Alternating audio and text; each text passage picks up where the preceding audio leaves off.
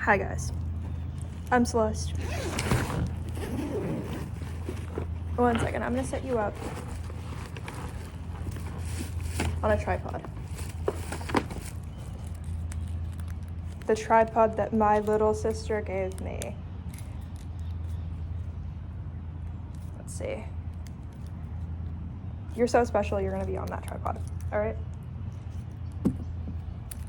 One second. All right.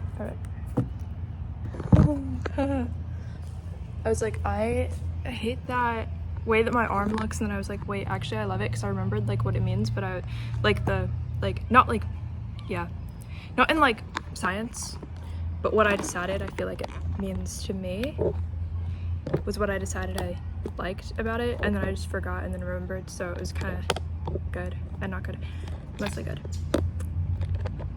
You kind of missed it when I got here. There were squirrels like on the table, like 3 or 4 squirrels like waiting for me. How do we get the perfect angle? That might be pretty good. It's hot out and my makeup probably is melting off my face like butter. Yeah, I don't know if it's not bad. Actually, there's no such thing as bad, only not what I wanted, or not what I would have chosen, or not what I expected, or not what I'm gonna do next time, or not what somebody else would have done, or whatever. There's no such thing as, you know, yeah.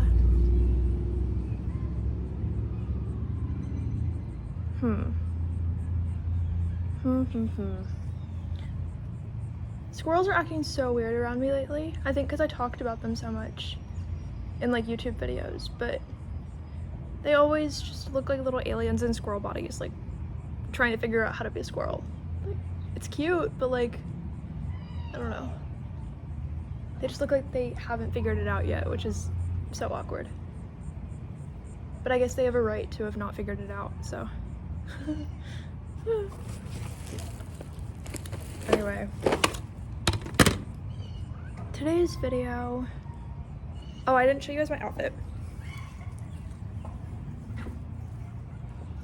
You know what, I didn't shave my legs, so my legs are gonna have hair on them, and it's just a part of life, dude. I don't know. People take it too far. They either fetishize it or they hate it, and it's like, it's just the way people look, like crazy. Anyway, I'm wearing a fun outfit.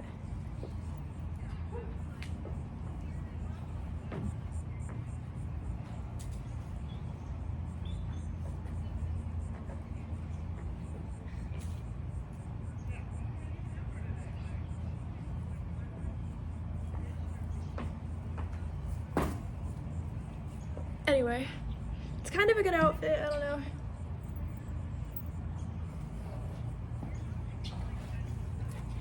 There's like good stuff about it, okay?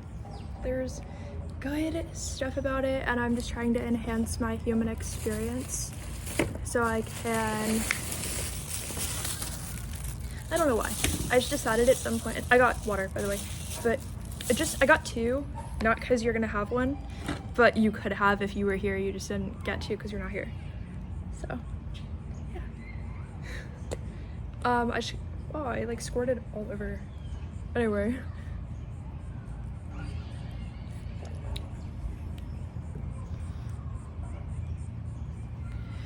I don't know. I got these because like obviously I don't want to be dehydrated at the park, and like that would be like so sad. That would be so, I'm sweating though, but that would be like so sad. I'm just gonna sweat my makeup off and it's gonna be uneven, and you're gonna be like, I see now why I've always hated you, because at one point in time you were gonna look that bad, and like I could just tell for like a very long time.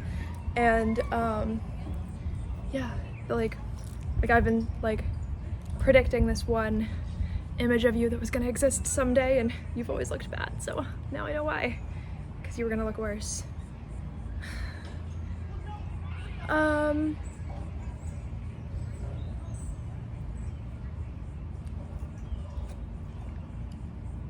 Now that squirrel just looks like a carpet, like That one actually looked like a carpet for real, like the quality of fur.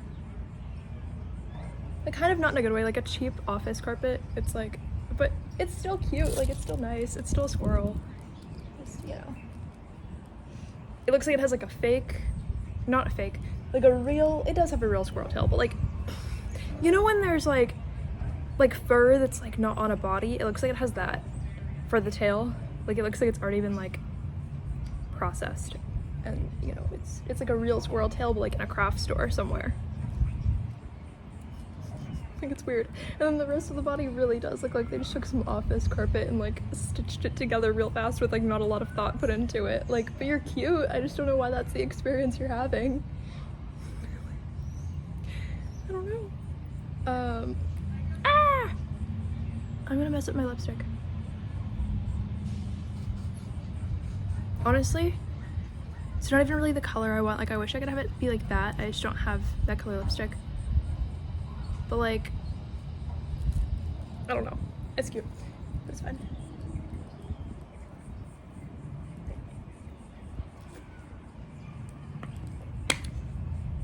I just don't have options in a lot of stuff.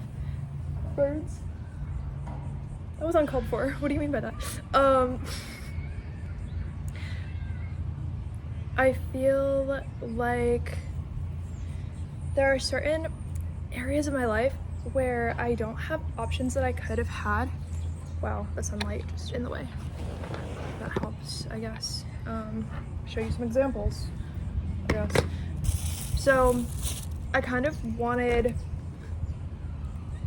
I think at some point in time, I wanted to make the everyday life feel like it had some kind of like meaning to me, like a deeper meaning, right? It's like, okay, like I take out my camera, I put it, or my phone, and I put it on a tripod. Like, what does that mean to me? Like, working on my imagination matters a lot to me. And I saw reflections of this in other people, but then I decided I'm gonna have to create my own version of that because I'm the one who lives my lived experience.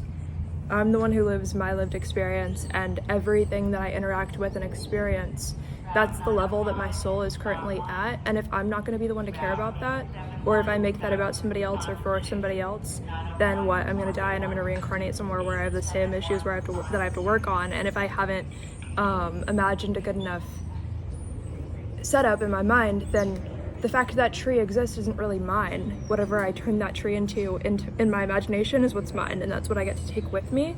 I didn't create that tree right there. So if I really like that tree and I somehow forget why it matters that there's like a really good tree right there, you know, and it doesn't mean anything to me, then if I died and reincarnated somewhere else, there might be no trees where I personally am, but other people get to have trees in their experience because they had a purpose for it. They had a reason for there to be trees, not just like, oh, we can Google science and like be like, oh, trees help with oxygen. I mean, that matters if that's a part of your, it matters because yeah, like it keeps us alive and stuff, but like that's really like the baseline of what you can imagine.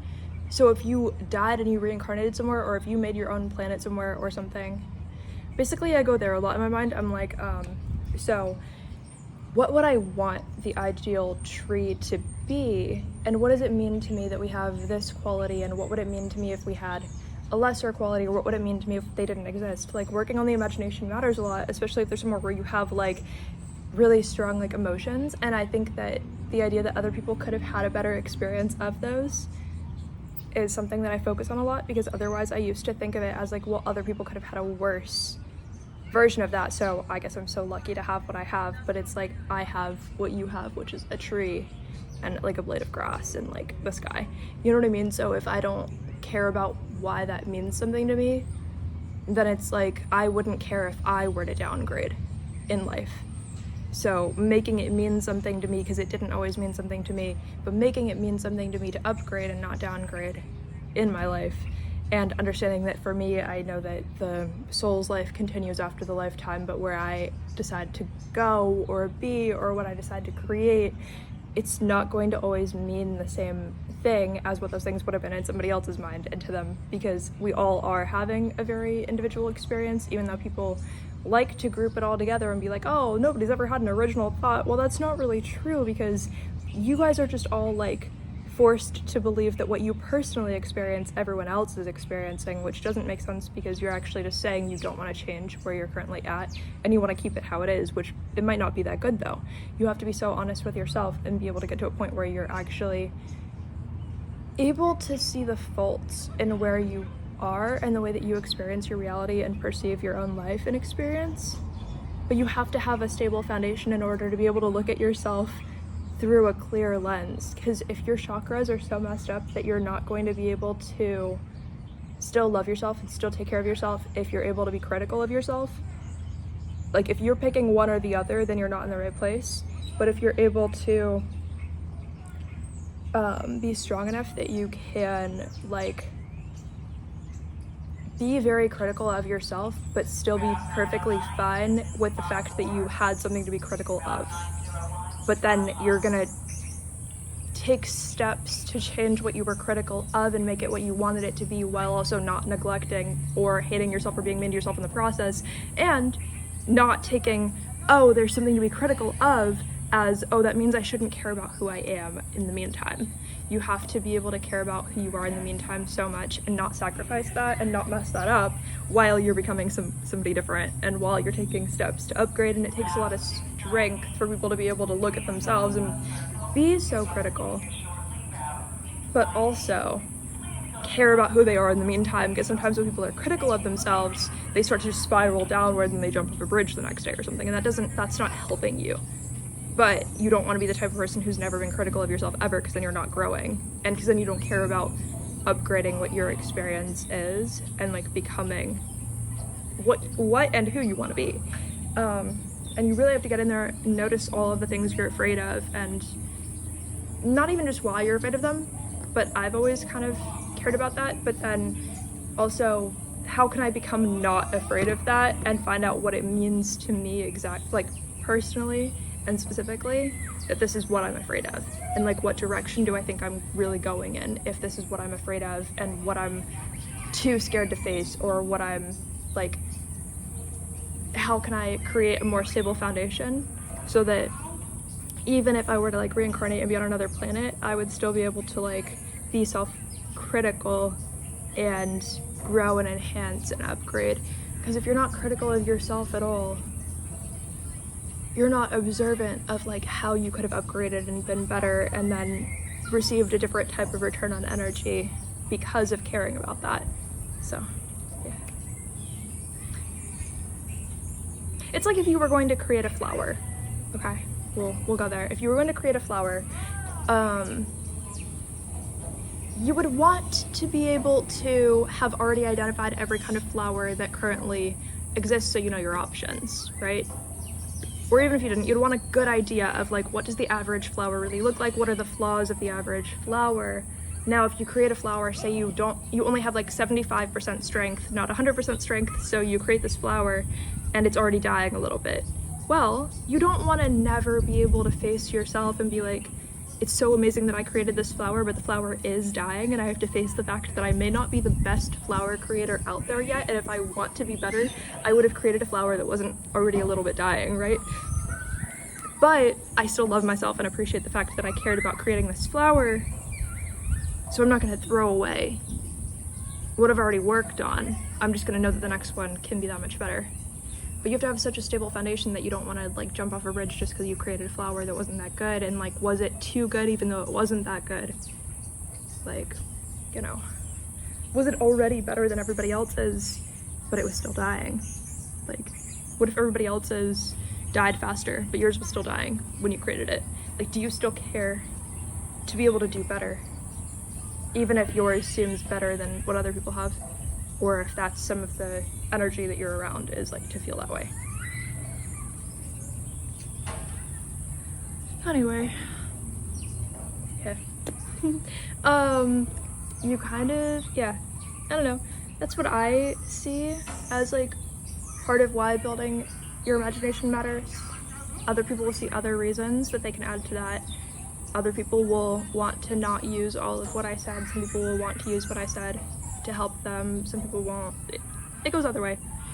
But the point is, sharing what you do have helps other people to be like, okay, like, now I know my version of what you said, or now I know why I don't have to go that route and think of things that way, or now I know why I didn't yet think of it that way, or something like that.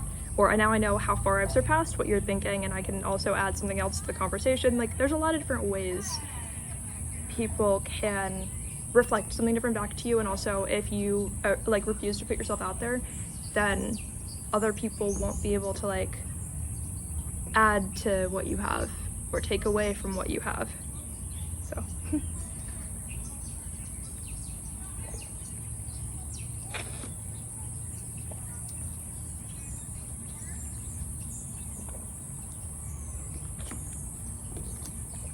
so yeah, in that model you would have to see yourself as some level of a god if you're going to create a flower, but you'd also have to see yourself as an imperfect god who doesn't have enough energy to create a flower that would have been good enough. So then you're like improving, you're like, well, how can I make it better and better and better and better? Well, actually, to say that none of us have any aspect of being a form of a god, right? That wouldn't be fair, but it would be more fair to say that we're just all at different levels, because anything you create, you were the god of, or the creator of. So say you bake a cake, but you're using a recipe that somebody else made, but you were still the one who baked the cake, so you were the god of that cake. If you were going to change the recipe, that was in your hands to do. So you were the god of that cake, but somebody else was essentially like the teacher of you still, because you were still so imperfect that you needed somebody to create the recipe for you, which is perfectly fine. But maybe someday you'll create your own recipe, or maybe someday you won't even need ingredients because you will have created the ingredients yourself by some method, right? Or you'll die and you'll reincarnate with only the memory and the idea of what a cake could be, but nobody around you has ever heard of a cake before. And just because you learned it from somebody else on another planet doesn't mean that you're not ready to create the cake for the first time. Just because you learned it from someone else doesn't mean that you couldn't die and reincarnate and be the only one who understands what this is, and now you're the educator and you have to teach everybody what somebody else taught you. Just from memory. And you have to be like, wow, my memory is so good that like I can recreate what somebody showed me, but what if I'm not good enough to do that? Or what if I mess it up in the process? Or like, what if I can't do it? Or what if I don't have the opportunity but I have all of this information? What if nobody ever perceives me but I have all this information that somebody else taught me, and am I not providing the value that I could have provided because I didn't have the resources to provide the value that I always had the ability to provide? And then how much of my experience belongs to me, and how important am I? And if this is a waste of information and I can't prove that, you know, there's any point to this and we don't eventually die someday, but I have all this information that I could have used, like what kind of person am I if I don't get to share it? But because, well, we all only live so long, like what kind of person am I if I don't do everything I could to create what I was always meant to create or always could have created? You know? Some people are like, yeah, I know, and some people are like, I don't know at all. Yeah. Anyway, so that's why I think growing the imagination matters, and some different ways that you can expand, or that, you know, if you died and reincarnated somewhere else, you might care about expanding.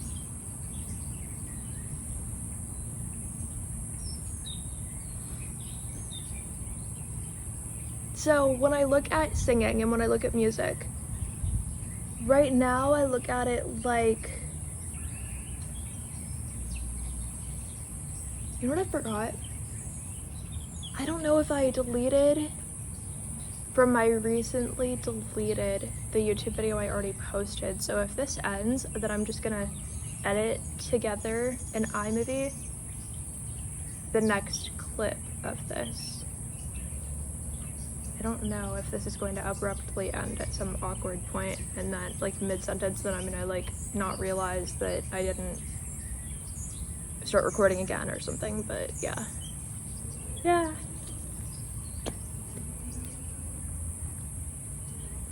Anyway, in music and in singing, and there's a lot of different ways I go with that, but to keep on the same thought path for this video and like what it's meant to be, because I feel like the video already has like energy of what it's meant to be, and I'm just using that, but also I'm me, so the combination is working out. All the sea of birds above me, just tweet, tweet, tweet, tweet, tweet. Like, nobody really, it's like Twitter up there, nobody cares. Like, okay. Okay.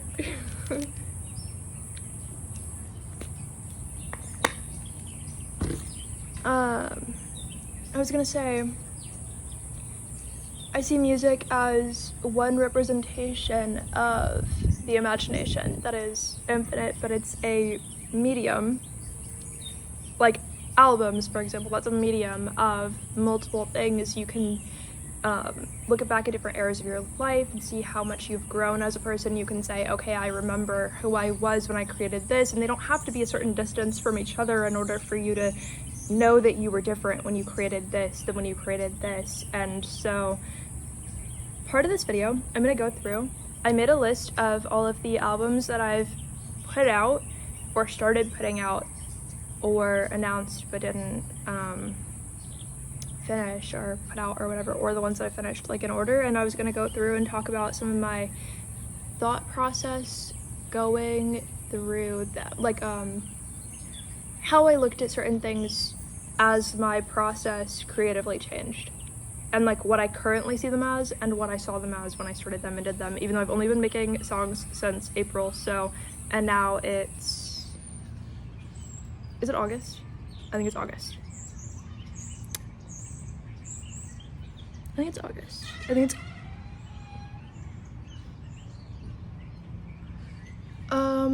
Taylor Swift just released the announcement of Life of a Showgirl, so it's like August 13th or 14th, I don't know.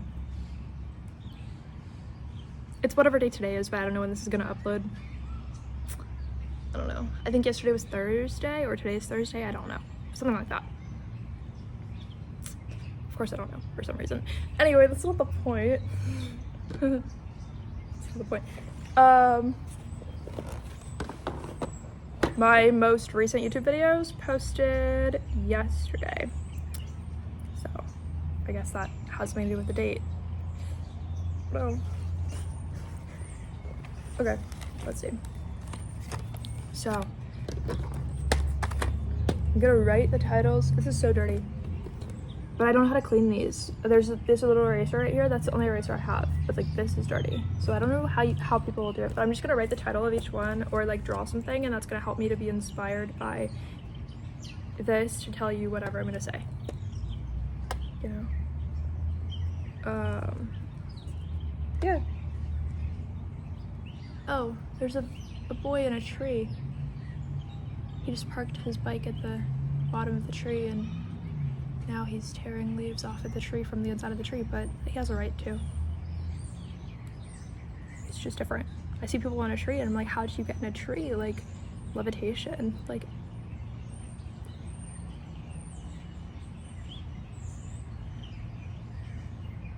I don't know, he's like taking apart the tree a little bit, but everybody has a right to. I don't know, it just hasn't happened. I don't know anything about that.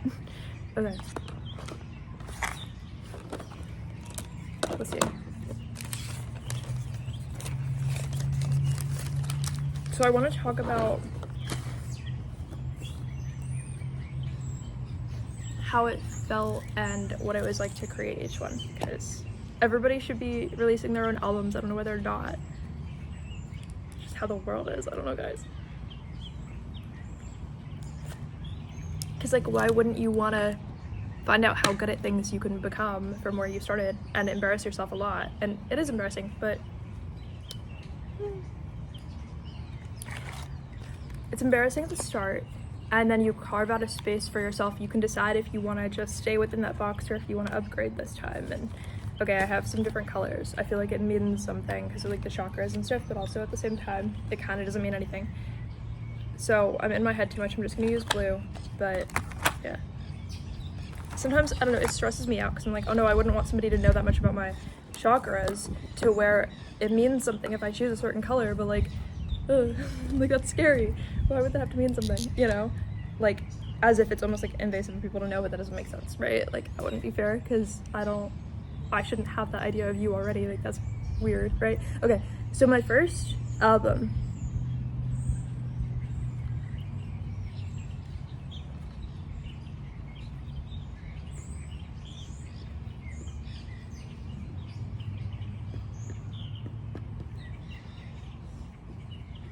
And this is fun because I don't have a script of what I'm gonna say. I'm just gonna be going off of and I don't have notes of how I felt back then. I'm just gonna be going off of right now what I think I felt back then, and combined with like how I currently feel about like the whole situation. Okay, so Lab Grown Diamonds was the first album that I put out. Lab Grown Diamonds. I knew that I wanted that to be the title for like 2 years. Like, I knew when I have a first album I want it to be called Lab Grown Diamonds, but I was like, well, what if I don't ever put out an album? Like, why would I, not like why would I that much, because I always wanted to, but I was like, what if I'm never in a space in my life where I'm like important enough to do it? What if I don't have the resources to do it? Like, I didn't know. I thought people needed resources to put out an album. I thought people needed to be in like a studio recording to put out an album. I thought people needed somebody else to tell them their ideas were good but not that good, or they needed to change this, or they needed to stop what they were doing and do something completely different. Or like, if they wanted to put out an album, I thought somebody else had to like choose you and approve of you and think that you were good at something and think that they saw something in you even though you don't know why, or something weird. I thought something weird was why people put out albums, or like how to put out albums. It was kind of like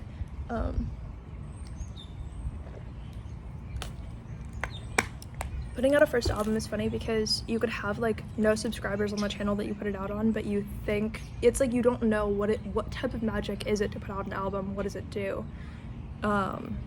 Is it something that anybody could just go viral randomly for doing, or like what type of money goes into that? Like, is there money that goes into that like for other people like normally? So you have to be like, okay, like what do they do, well, if I could talk, what do they do that they don't tell you about? So what should I be doing that I don't know that I should be doing? And like, what happens if I put out an album and it gets 3 views on YouTube, you know what I mean, or 20 views on YouTube, like, and then does that mean like I'm not good enough and I have to stop? Like, it's almost like, okay, to what degree is the world supposed to like choose what you create yourself being?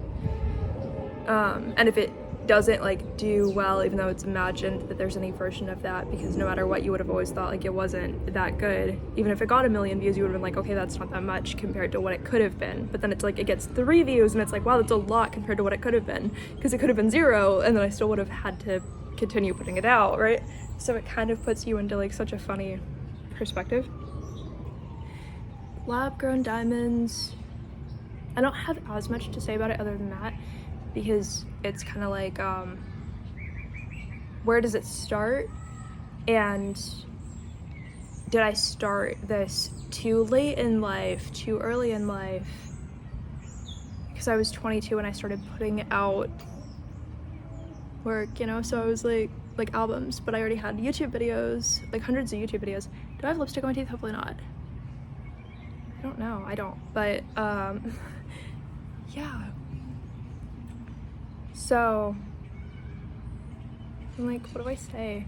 That was kind of how my first album was. It was like, it's going, in my head, I was like, it's gonna be so important what I decide to say and what I don't decide to say, and like, this is gonna be something I look back on forever, and it's gonna be this, and it's gonna be that, and like, you know? But turns out like none of that had to be that much of a thing. It's just what I felt in the moment.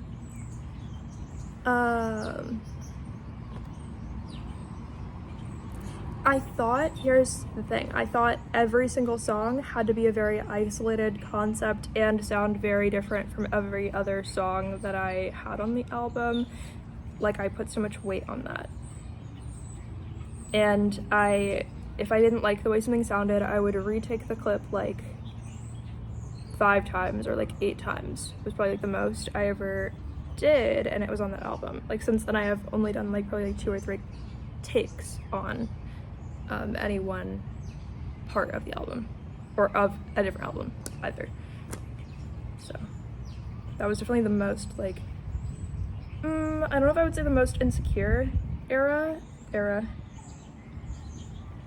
I still feel like that word can only be owned by someone else.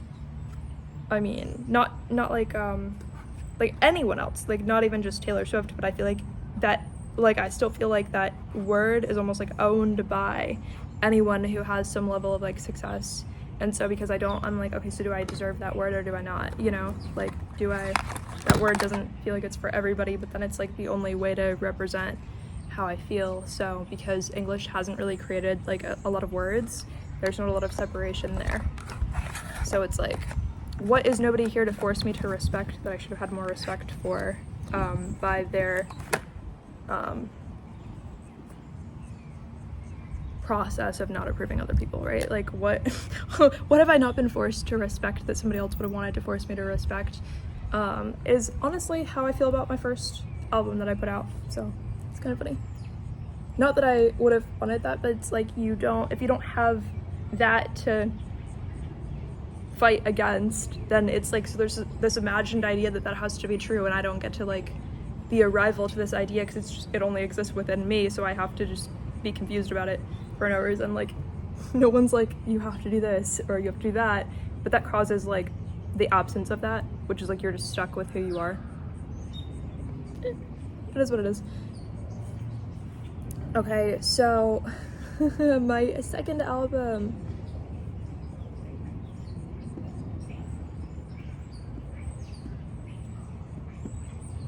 So the second album had a really funny energy to me.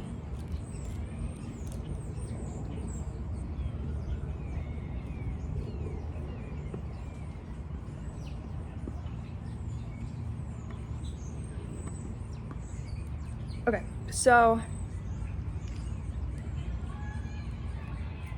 Your Proximity to True and Absolute Genius is the name of my second album. So I knew I wanted that to be the name of my second album before I even put out Lab Grown Diamonds. Like I knew that like a couple of months before I put out Lab Grown Diamonds. And so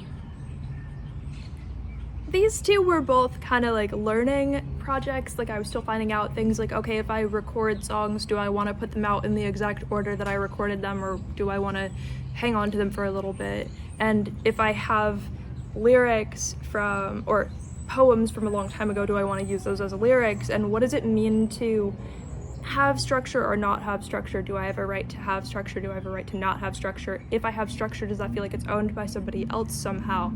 Or even though there's nobody else here, but it's not about that, it's about just the world, right? And like any energy I've like absorbed. Also, so I felt like,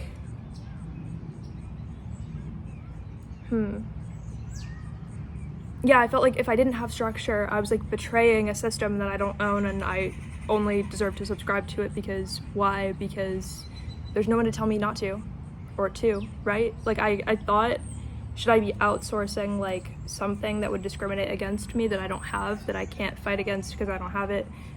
But it's like, that's a weird thing to wish for, but it's like if you don't have some of these like more structured things, you feel like you have to create this yourself, and then you're like, okay, so I feel like I'm creating a pond that I'm already too big for, but I feel like I should.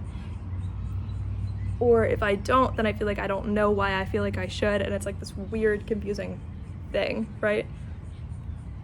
Trying to figure out like what should I be doing, but that's not even real. Like, but I didn't know that, I guess.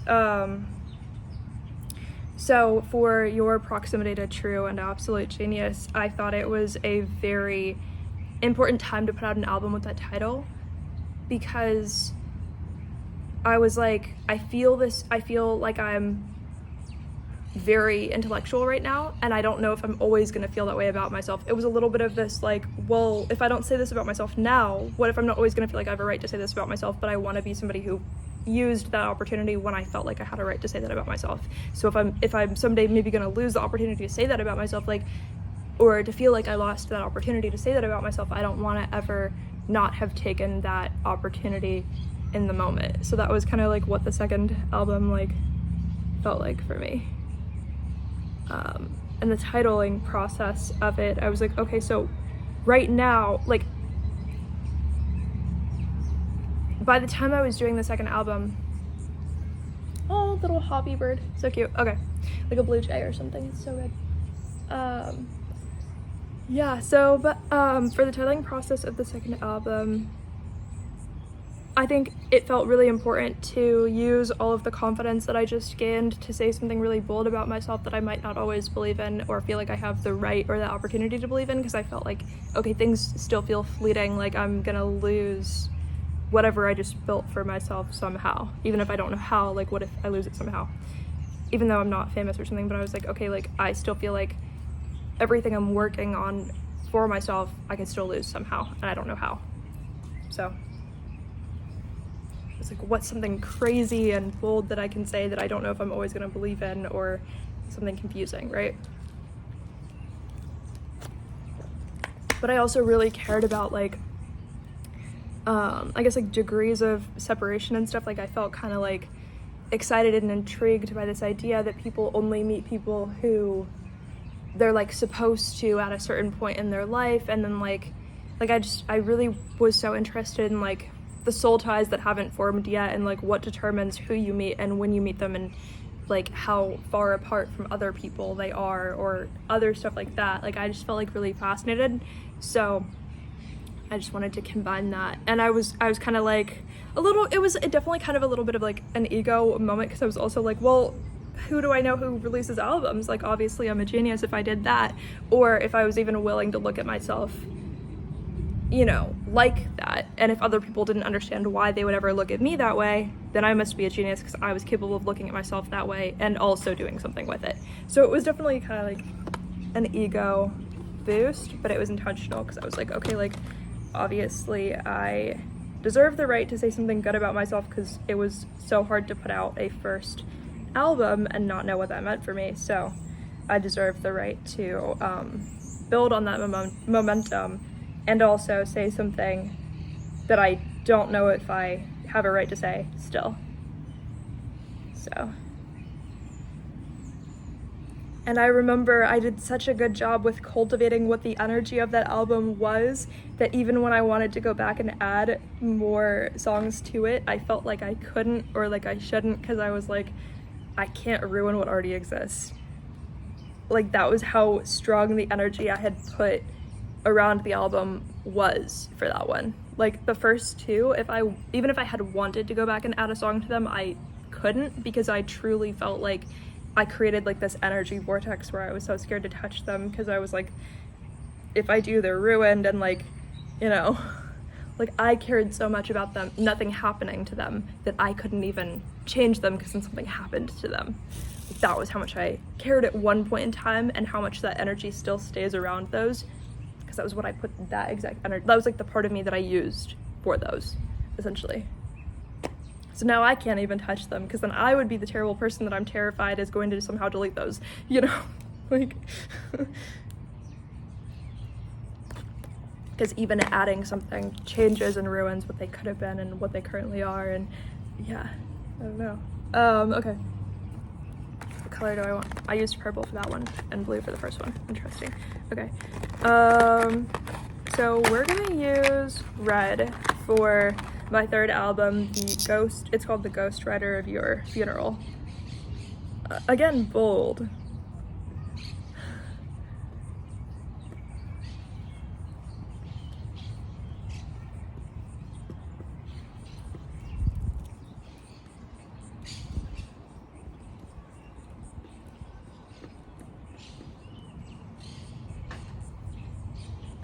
Okay. So, The Ghost Rider of Your Funeral. This was another moment where I wanted to take the opportunity. Now, I didn't know I wanted the title, The Ghost Rider of Your Funeral, to be the title of my third album until I was already part of the way done with Your Proximity to True and Absolute Genius. Like I wasn't at like a finished point, but I was like, I'm like 3/4 of the way done. So this was kind of a funny title. It's not about somebody actually dying. It's not like a it wasn't a curse to make somebody die or something. Like, that sounds terrible. But like, if I say the ghostwriter of your funeral, it sounds like, well, you're also a witch. Like, what are you trying to kill people? You know, like, that's not what it was. But which I feel like I have to, you know, preface by saying that's not what it is, which is ironic because it actually came from a point. I used the part of myself where I felt like, well, what if I'm so important and powerful that like it's possible that if I put out some kind of body of work that somebody could somehow die, and like I never would have, like I would never want to cause that, or like if it had happened I never would have wanted that. Like, it was like a weird perspective. So it was like, I still feel like I'm so scared to put out work because it feels like it's magic, and it feels, which it is, but I feel like I'm not. I felt like, I was like, well, I don't feel like I'm in control of my own magic. Like, what if I'm the reason why something terrible happens to somebody and I didn't want that? So it was like, I don't want something bad to happen. I don't want something bad to happen. I don't want something bad to happen. I don't want something bad to happen. I was like, oh, I know what the title of my album is, The Ghostwriter of Your Funeral. Because it reverses that. It says, I'm not afraid to be who I'm afraid of being. But that's not what I'm actually trying to do. But like, if I were to say, you know what, that is what I'm trying to do, then it takes the power back. Even though it's not actually a curse, but it's like, I'm trying to take the power back and reverse my exact like biggest insecurity and fear and reclaim that and say, well, fine, like it is, you know, like, but it's like when magic is allowed to be ironic and playful with itself and not say, like, if I were to say something as comedy, it would be taken seriously and then used against me, like, and then actually forced to be true by, like, the laws of the universe. Like, no, the laws of the universe understand comedy and they understand irony, and it's so weird to believe in a universe that's so stupid that it wouldn't understand comedy and irony, and you can joke with your friends without them dying. You know what I mean? Like, you can make the weird joke. You can say the weird thing and it doesn't mean somebody's gonna die tomorrow. But like, I didn't know that, so I was like, that's where I want to go for my third album. Like, I can't believe that I still feel like I deserve to like make another album. Like, I'm gonna do something terrible that I should never do, or so I think, right at the moment when I do it. So, The Ghostwriter of Your Funeral.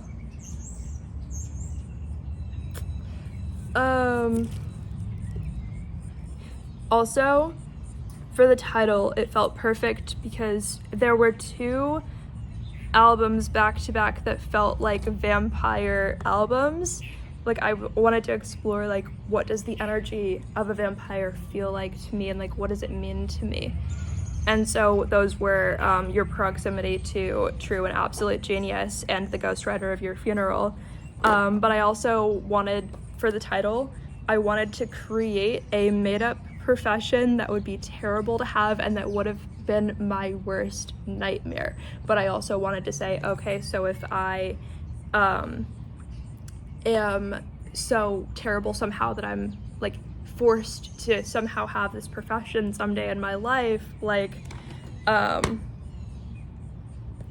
then like, well, how am I gonna cope with that?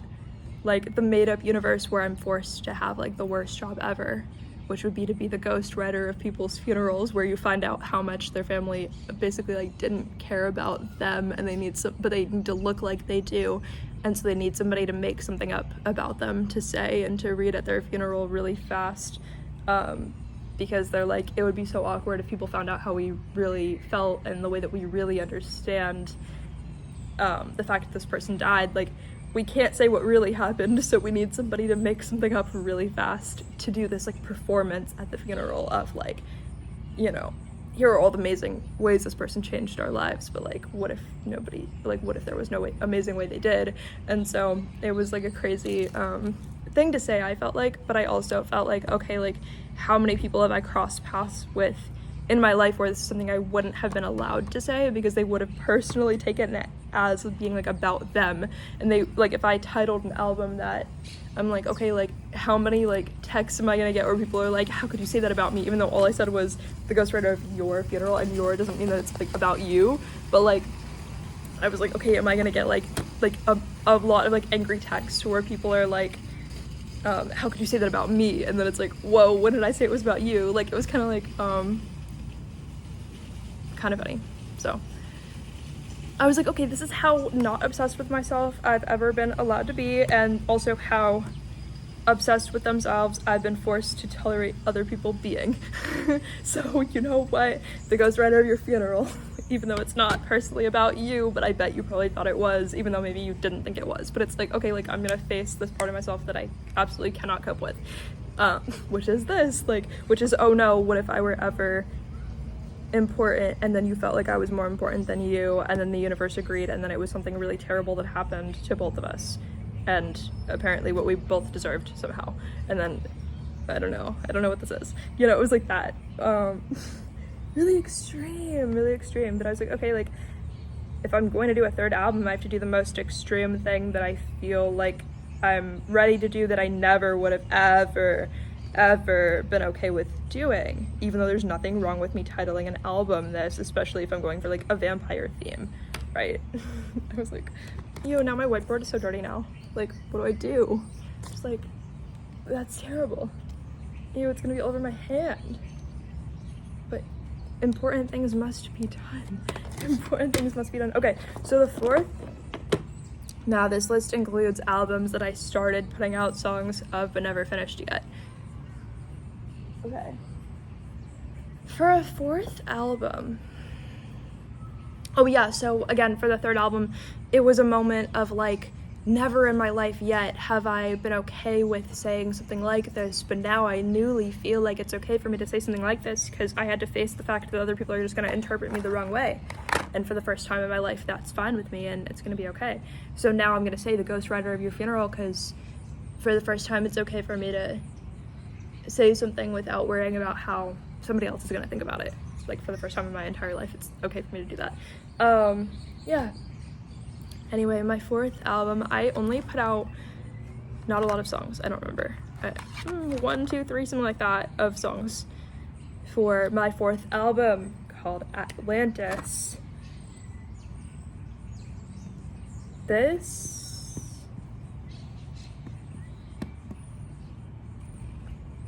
let's see, Atlantis. I'm like, okay, I spelled it right? Okay.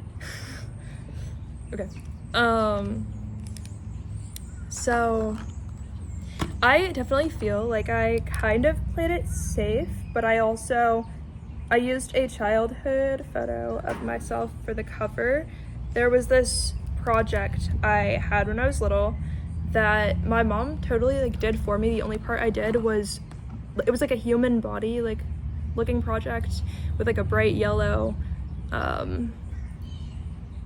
not canvas, like what are those paper boards, whatever, you know, whatever. It was like a human body project, kind of like, that's kind of what I call it in my head. But it was supposed to have been that I did the whole thing myself. My mom did most of it, and I didn't even know what the project was about or what it meant or anything. Like, I had 0 brain cells at that age. I did not understand, so I didn't know what this was about. But I had clay, and I made a human brain, and I was decorating it, designing it, and so that part I think I did very well. But the rest of it, I did not know what any of this meant. The only part I understood was the human brain of the human body. The only part I understood was the human brain, so I think I did pretty well, you know, considering that. Anyway, Atlantis is what I called it. So yeah, I think I played it safe, considering I already am spiritual and I already believe that Atlantis is like out there in some form. And but I also found it interesting. So it was like, okay, like what, considering I drew the human, or not drew, created the human brain out of clay, and that's so interesting that that was in the photo, right? It's like, okay, what grows the human brain the most? And I thought about like a lot of the weird like oddities and magical things on the planet, and I was like, okay, so Atlantis feels like where somebody would go to grow their brain the most, and it's very like brain focused. And I was like, well, brain is the part that I created on the project and the only part I understood at all, so Atlantis is where I'm gonna go with the album. So yeah, but I also felt like I was channeling the energy of the photo and me as a child, so it was a very like play it safe moment. I still don't know what I want the rest of the album to really feel like, but I think it feels like channeling some of the energy. I wanted to make sure things that I said on that album were kind of like appropriate, considering I used a childhood photo as that was just the place in life I was at. I was like, okay, like I have to make sure it seems like it wouldn't have been so inappropriate, but also my life is chaotic, so is it weird for me to go back in time and like use this, but it's a photo of me? It can't possibly be weird for me to have a photo of me. Like, it was like a really weird like paradox I was trying to figure out. I was like, is there any way that it's fine for me to like use a photo of myself as the album cover if I was younger in the photo? Like, there were so many ways that I felt like people have like just weaponized me against myself, so I was like, I don't know if this is fine for me to do at all. At the same time, even though I feel like I'm playing it safe, I still feel like I don't know if this is okay. And it was my 4th album, so I just wanted to kind of like skip ahead and be like, okay, like 4th album's out, like even though it was only, I didn't finish the track list yet, like I'm still gonna add songs to that. But I was like, okay, like what do I need to face now about myself that I'm not fine with, like, you know. Okay. Album 5. Again, another one I haven't finished. I've only put out 3 songs for this, but I'll talk to you guys about it. All right. 5. This one's kind of bold in some ways.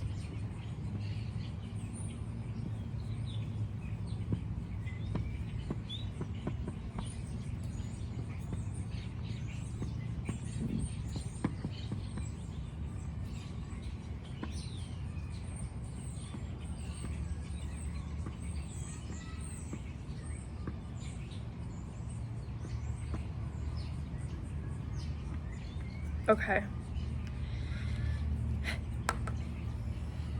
Wow, this video's at 51 minutes. Okay.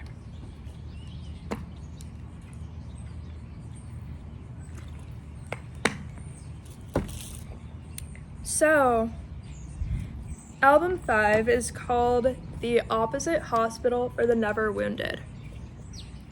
This one, I was in a space where I wanted to, for album 6, I wanted to be able to have like other people's interpretations be different from my interpretation of this, but I also wanted a space to just completely like go insane and go crazy. And I was like, okay, like I'm really inspired by the feeling of like old time like insane asylums. And again, like I haven't finished the album, so it's kind of like an unfinished project at the moment where it sits, but like I am going to continue to expand it and work on it. There's only like 3 tracks on it so far. I think I already said that. But with The Opposite Hospital for the Never Wounded, I definitely looked inward a lot, as I always do, but this was kind of like I feel guilty for the fact that I've never been like so wounded in my life that I had to go to the hospital, right? Because a lot of people experience that, and I was like, okay, like why do I think that I deserve to like have so much health in my life? Like, isn't that weird that I think that I deserve that? And like obviously I want to protect that, so it came from a weirdly complicated place where I was like, well, I want to be able to protect this about myself, and like, but I was like, okay, like why do I think I deserve that? Like, that's so crazy to deserve something that like, it's like, does not everybody deserve that, you know? Like it was weird. I was like, I want to focus, and I wanted to like go to like this place within myself that feels like an insane asylum and just say like the craziest stuff, right? But it was also like a weird concept for me, because when you decide you want to say something really crazy, it's like, well, you don't know how crazy you're willing to like push it, and you don't know how insane you're gonna go, and like it's like, how far are you willing to go and still like love yourself, and like, but also what are you not fine with? This weird area where I was like, what's fine for me to say and what's not fine. But yeah, I was like, wow. I don't want to spoil it either, but I have so many, it's a weird energy for me because I have so many like lyrics in my notes that I don't know if I've used yet for this one, which is weird for me because normally I make something, I put it out immediately. So like the fact that I already have lyrics and I'm like, have I used this yet? I don't know, but I already have a list of titles for this album and I already know how many songs are going to be on it. And like I was like, okay, I think I care about the order of the titles, even if I don't have the songs like written. And I was like, I don't know. I was like, okay, how insane asylum can I go without ruining the part of myself that I still feel comfortable with? Like, I don't know. I was like, how crazy, how disturbing am I willing to go? right now. And I have to return to this concept. I mean, not have to, like it's in a bad way, but like I'm going to in the future. And so knowing that is kind of daunting because I'm like, okay, like it's like that difficult project where you go to like a certain mental space to work on it, but you're also planning to because it's going to be such an amazing gift to give yourself, but it's also like a really daunting task. You're like, whoa, like I have to go back, like I have to, like, yeah, it's like a choice, but it's not something I don't want to choose because it's like, again, like a really important like gift that I can give to myself, but it's like, whoa, I'm planning to do that someday, you know. It's kind of like that. It kind of, you know, again, part of the reason why sometimes with an album it has to finish at a certain point, because it's like I know that everything I put on that album is so important and so unique to itself that it would be so daunting to want to go back and change something or add something to them, that it would be something that's like undoable at that point in time.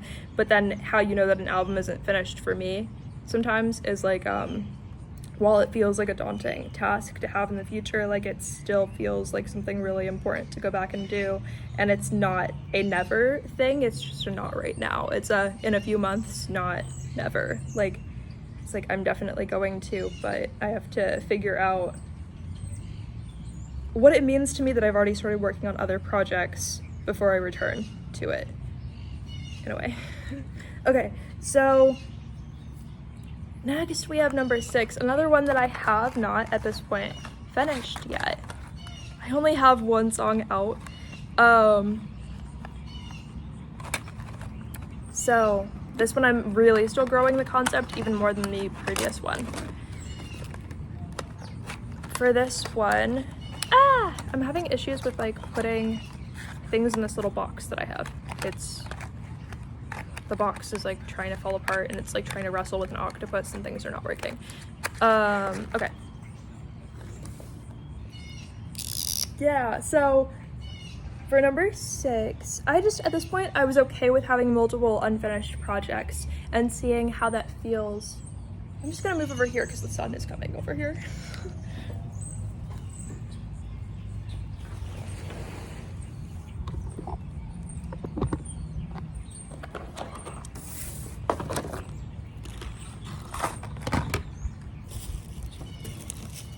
At this point, it felt like another endeavor to have multiple projects that are unfinished, that I'm fine with having unfinished for now and then returning to in the future.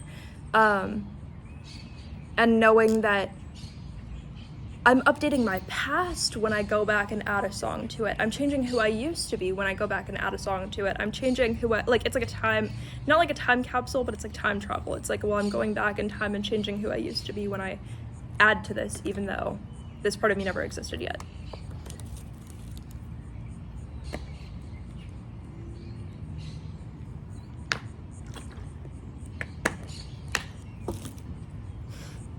So I was like,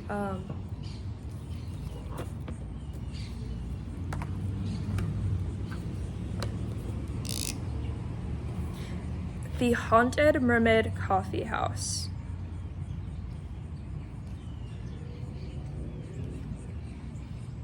Is album 6.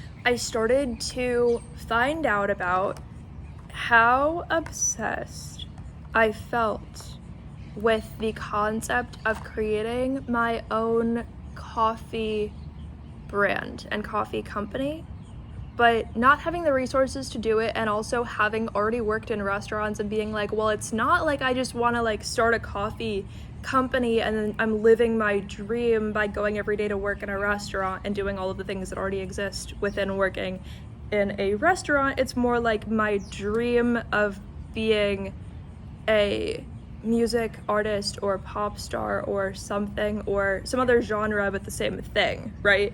The same thing, you know, like the same template and the same like life experience template was like what I really wanted. but I was like, okay, like this is giving kind of how people have collaborations with coffee companies, but I want to have a collaboration with a coffee company that doesn't exist, but I don't have the resources to do that or know anybody. So how I'm gonna do that is by doing it through the medium of music itself, and I'm just going to make it into an album.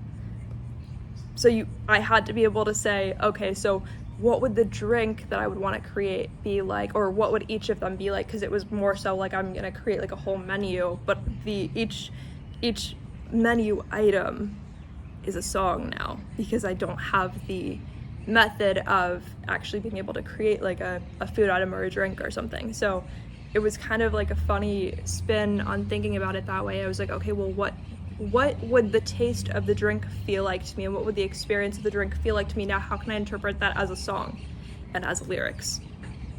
I'm just gonna be so insane that I think that that's a thing, that the energy of what it is can just be channeled into something different. So the Haunted, and I'm like, did I spell it right? I don't know. The Haunted Mermaid Coffee House is what that one is. But that's also, I'm so excited to return to this project, but there's a few reasons why I'm hesitant about it. I know it's not the right time, because now I look at it and the fact that I have like kind of like you can see like my butt a little bit on the cover of it, you know what I'm saying? So I'm like, oh, like is YouTube gonna delete it? Like the one song I posted and the cover didn't get deleted, but oh no, like what am I allowed to do on YouTube? What am I not allowed to do on YouTube? But YouTube is my only space where I can upload these, and it's not like I'm trying to leave YouTube. I think YouTube's great. I think YouTube is like an archive of like who you've been and who you are and all of this. But I was like, whoa, I don't have the legal team that somebody more advanced would be able to, like, more advanced financially and in how much people know about their career that they're building.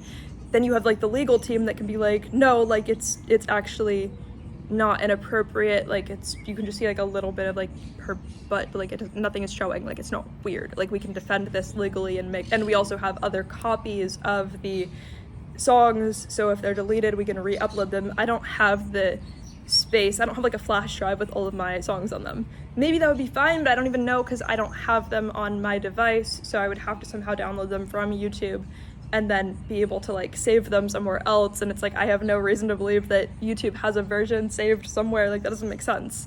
And I have no method of saving these, but I don't want to change the cover, so maybe I should add more covers. That's actually something I didn't even think of, because even though I've had multiple covers for like songs more recently or albums more recently, back then I didn't have multiple covers. So it's funny because it's like I would have to go back and like change like that past version of me as like this is when it started to be a thing that I have multiple covers, even though it wasn't, right? It's like I'm changing my past when I add something to it. So yeah, it's like a funny part of my brain that it's almost like I didn't fully update the part of me that could have been willing to do that back then, but didn't know that was an option because I didn't give myself that option yet. So maybe that's what I should do, but I also thought, like, what if when I'm really ready to do this, I'm willing to take the risk? And what if me not being willing to take that risk, like, what if that's the sign that, like, I'm not ready to add more to this? And it's another one of those albums where it does feel a little bit daunting to add more songs, because I know how important it's going to be to me when I finally do. And I have different albums that are more inviting to having me add more songs, and I have albums that are more sort of like the energy of them rejects me adding more songs to them and just doesn't do anything except make it feel like a daunting task to do. And it's like, oh, I don't feel like I'm supposed to, I don't feel like it's responsible to add more, even though it's unfinished. Like the energy that you create yourself with, because this is like me creating myself and my imagination and a part of myself, right? Even now as I'm talking about this, it's like, oh, like now I have new neurological pathways I can use when referencing these different projects and like what they mean to me. So that's the Haunted Mermaid Coffee House, and like what does that mean to me?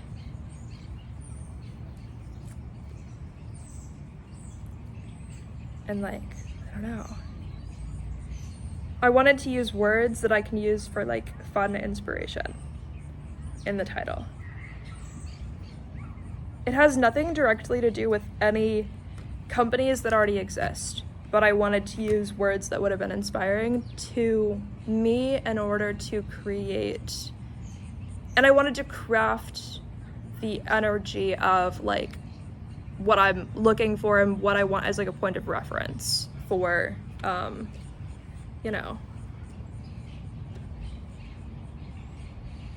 for going back and adding songs. I need like a certain type of energy to be able to interact with and like bounce ideas off of when I'm, you know, creating things and putting them out.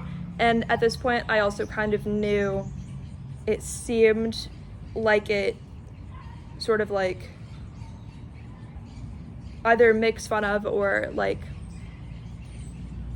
seems like it references things that already exist, but I was like, well, maybe that could be in a good way in some way, and also I'm not doing anything that is exclusive to anybody or anything. I was like, I think that I have a right to do this. I'm gonna find out what it means to have a right to do this and not get hurt in the process. That's the plan. Without, like, I was not trying to make it about anybody, but I was like, well, everything I'm using I have a right to use. So it was this weird space. I was like, you know, of course my biggest fear is like any kind of copyright, but it wasn't supposed to be about anybody. It was a coincidence that I wanted to use those words as a reference point, essentially. But I was like, I am aware of, you know, companies that already exist and ways that like certain things in the world can feel like exclusive to other people, but like I was like, I'm not trying to allude to this. It was a coincidence, but I don't want to like have to take away the opportunity to use these words from myself just because other people are aware of other concepts like that have nothing to do with mine directly. It's a weird space to be in sometimes, not knowing what you're allowed to do in an industry when you're I'm watching a squirrel eat something orange. It's very interesting. But yeah, it's a weird space to be in when you don't have like a team of lawyers that can help you defend something. So that's how I feel about the Haunted Mermaid Coffee House. I was like, well, it's not like I have a team of lawyers to defend the fact that I have a right to do exactly what I'm doing, that I do have a right to do, and that I know that I have a right to do, but nobody is going to make sure that I have a right to do this because I'm tiny. And I don't mean physically, I mean I'm tiny. Like, I mean, like anybody can decide that I don't have a right to do it, and that would be very unfair. But there's nothing I would be able to do about that. So I was like, well, I'm gonna do my best, but there's nothing I can do about that. Like, it's like, this is so sad.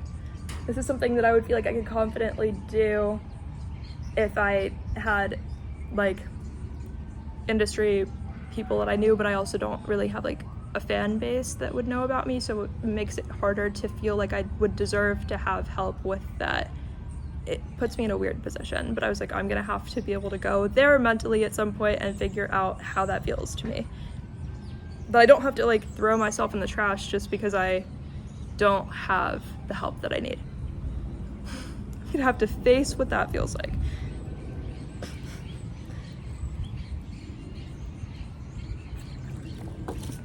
So many weird places to be in energy, and that's another reason why I felt like it's going to be really hard for me to go back and work on the Haunted Mermaid Coffee House, even though that's what I want to do. It's just like a space in my mind that I had to kind of like take a break from so that it can be in a good way when I do work on it. Yeah. Okay, album 7.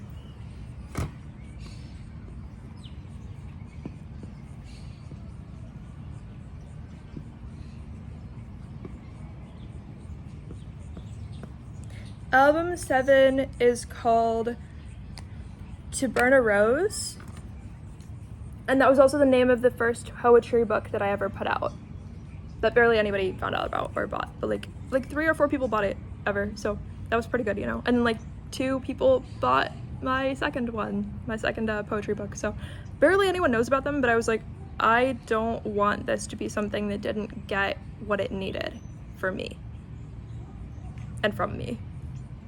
So To Burn a Rose,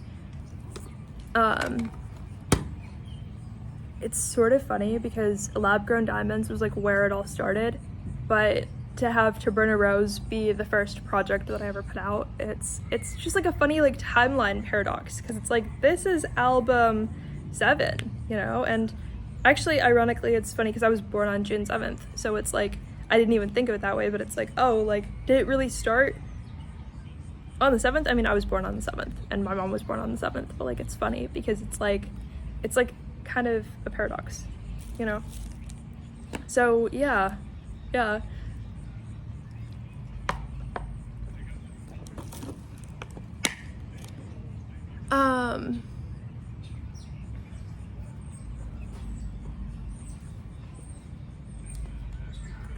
Well, there's like people with dogs walking by and stuff, and I'm like in my head for no reason about that. Whatever.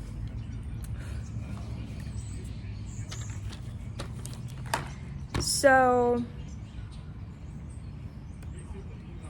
I knew when I wrote the book To Burn a Rose, when I wrote the poetry book and put it out for sale on Amazon through the Kindle Direct Publishing, when I did that, I knew I wanted it to be an album someday, but I didn't know if I would ever deserve to make an album, because that's a weird paradox that I didn't realize. You don't have to deserve to do it, you just have to do it, and then you just have to use the resources you currently have. You don't expect to someday like land on resources you don't have. Like, I didn't realize that.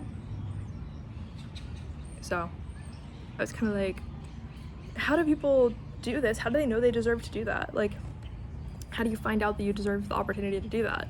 Just because you've always wanted to do it, like, how do you find out that you deserve to do it? Like, I didn't know what the next step was. Like, I thought somebody tells you, like, actually you do deserve this opportunity at some point in time, and then you just believe them because of who told you. I thought that was like a thing. Like, I didn't know. I don't know. This is a weird time to live on Earth. I was like, I don't know how I'm supposed to find out that I deserve to like exist or something. Like, how am I gonna find out that, you know? Like, that's weird. Like, where's that gonna come from, you know? It's like, I don't know when that's gonna happen or how. So To Burn a Rose, yeah, I feel like I keep showing you, but that's kind of like the place in my mind that I feel like I went to, like the stupidest place, because I was just younger and dumber when I wrote the book, and so, you know, it's still a part of me because I put it out there, and now I'm like interacting with the part of me that already exists. So it was funny because doing this, I realized how much I had always wanted it to be an album, but just never felt like that was a medium that I like had access to, because I didn't give myself access to it yet at that point in time. But I also had moments that I've never had of like gratitude that it is a book, and that it was a book, and that it did exist, and that part of me crawled so that I could levitate now, you know? Like, instead of walk and run, it's like, what's the exaggerated version in each direction, you know? Yeah. That part of me breathed so that I could scream. I don't know. That part of me did something way different.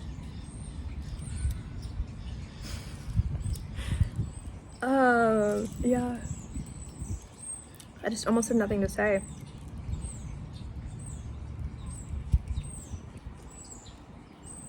It felt like a channeled work when I first put it out, because I didn't understand where the words were coming from. They were coming from within myself, and it was just, I would have a weird moment where I would be walking with somebody, and like the lighting would be perfect, and like I didn't know why, but things would suddenly be perfect, but like in a really sad, depressing way, and I would just get like paper and a pen, or like my notes app on my phone, and just type really fast, hoping that I don't forget anything. And somebody would be talking to me, I'm just like, be quiet, you don't know what I'm currently writing because it's way more important than you, but like I can't explain why I just said something really mean to you, but like you're gonna have to get it, like you're just gonna have to understand, like you know. Or I would be writing like a homework assignment, and right next to it I would just forget about the homework and scribble something way more important in there, and I don't have anything to turn in because I accidentally got a really good idea at a really bad time, and like I used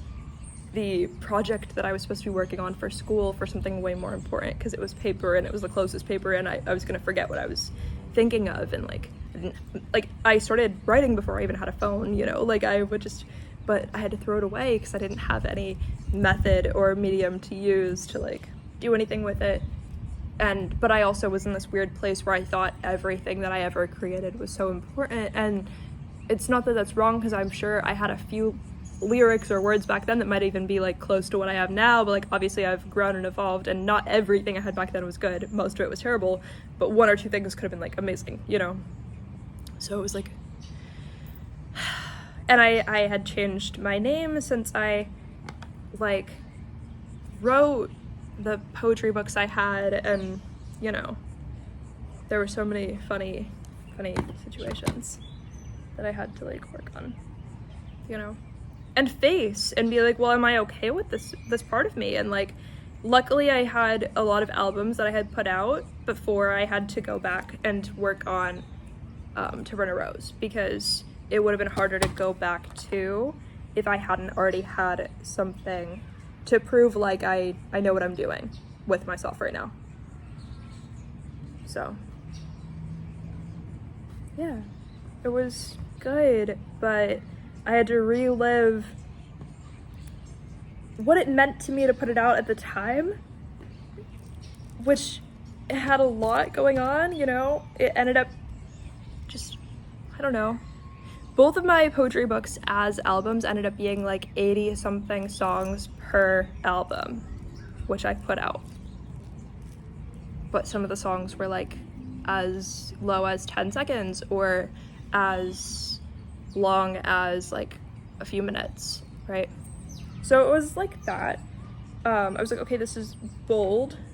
It doesn't feel like the most bold thing I've ever done, only because I'm backed up by myself having already created this. But otherwise it would have felt bold. So. And back then I never had to feel like it was bold, because I felt backed up by how sad and depressed I felt and how much I didn't have like anything going for me. So I had to do that instead. I had to have something that I was working on and creating, you know, like I had to have something going on. So it was creating those. Okay, now I get to move on to the galaxies between us. Really interesting choice of words I had there at like 17 though. But one second. Really wild.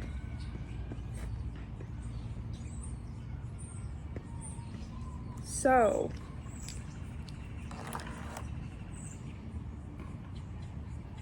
at this point in time, when I first put that out, as I pour water on my own face, that's so sad. What am I doing? That's really the transition between even the book To Burn a Rose and the galaxies between us. It's like, one second, as I'm like, let me not mess up my makeup. I'm just dabbing it with my finger because there's no better way to fix my life. It's not getting better. There's no better way to fix my life. Okay, that is the transition between To Burn a Rose and the galaxies between us, which I went and experienced at such a young age. Okay, everything is a representation of the part of you that you're currently experiencing. And if you're referencing a past version of yourself, then expect the act of you referencing it to be just a metaphor for what the part of you represented. Oh, the things I've learned. Oh, the things I should not have had to learn. Oh, the things I've learned. Again, feels weird to say. Okay. Oh no. Oh my gosh. The most awkward part of me, oh my god. Okay. The galaxies between us felt like a Frankenstein body of work, and there was nothing I could do to fix it. That was the part of me that I had to face, and there was nothing I could do to fix it. And I felt like I wanted to have multiple eras, but I wanted my first body of work to be different from my second. So when I wrote the book To Burn a Rose, I treated it as if it was an album. So I wanted that to be a very different album, even though it was a book instead. I wanted it to be a very different album from my first, like, I wanted my first and second to be different. I wanted them to look different. I wanted them to have different themes, different visuals, but I was in such a depressed place. And I had a few interpretations from the first one. So now there's energy, and it's like mixed in, and it's like but I also was in a similar mental place, but I also wrote it very fast compared to the first one, which I wrote for multiple years, starting when I was a child. And then, so now this one I wrote, I think I already put it out when I was 18, or not yet. Sorry, I was burping in the middle of talking too, while saying things that aren't true and confusing. Because that's what this body of work felt like to me. It was like, how many untrue things can I say that are gonna ruin my life? And then look back on someday and be like, oh, I was like that? Like, really? And then I decided to put those out as albums, which is crazy. It felt like Frankenstein. It felt like I'm receiving interpretations that are for the most Frankenstein thing I've ever made.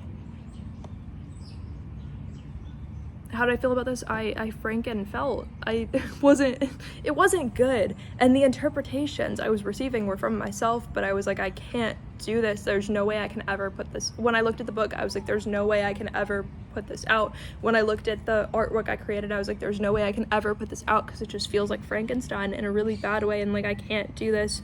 But I already put out a first one. I put out a first book. I have to follow it with a second one because I have to have multiple eras, and I want to keep expanding who I am as a person. So even though this is the worst thing I've ever created, I'm going to put it out.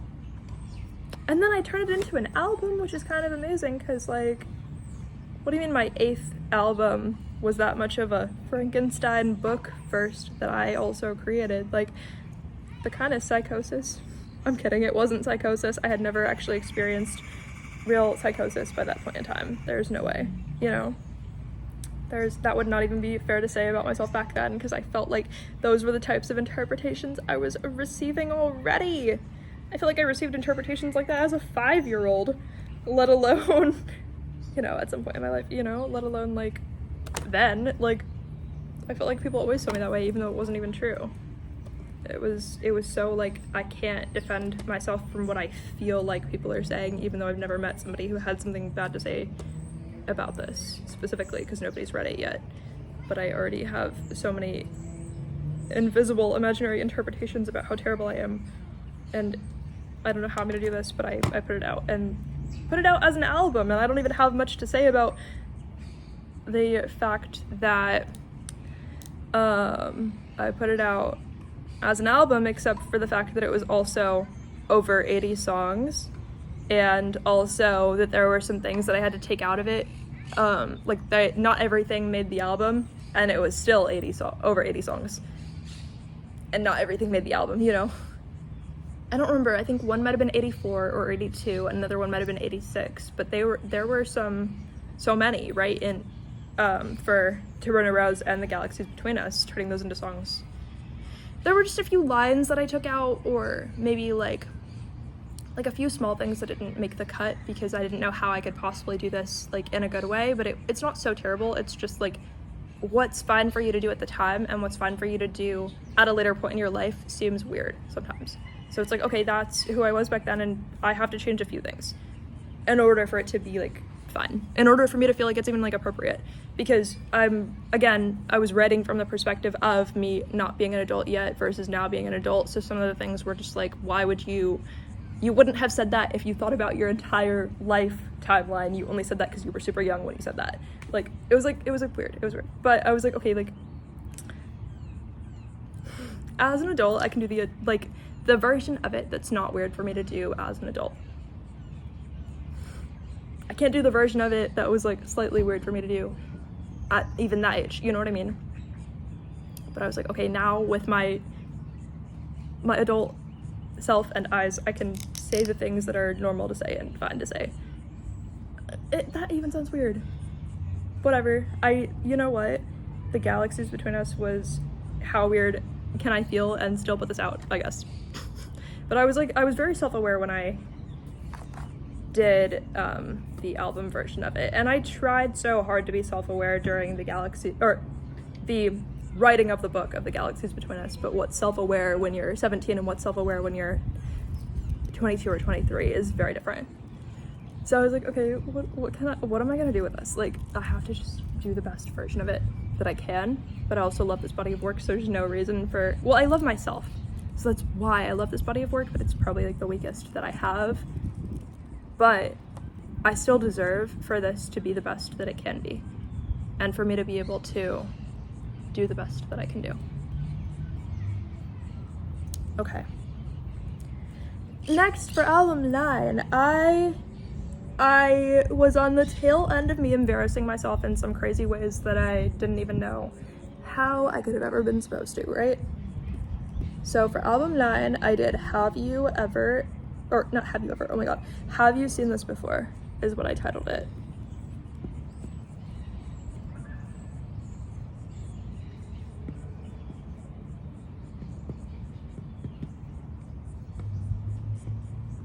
Now, Have You Seen This Before? It felt like the least I had ever done to feel at that level of like egocentric. It felt like the least I had ever done to achieve that feeling and then be forced to feel that way. It's like, oh, you have sand in your eye? Guess what? You don't even deserve the sand because it's so egocentric that you think you deserve the opportunity to have that sand in your eye.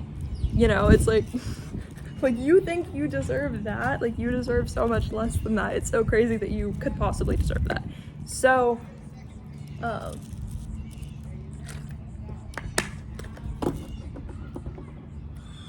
wait, oh yeah, I did put it there, okay.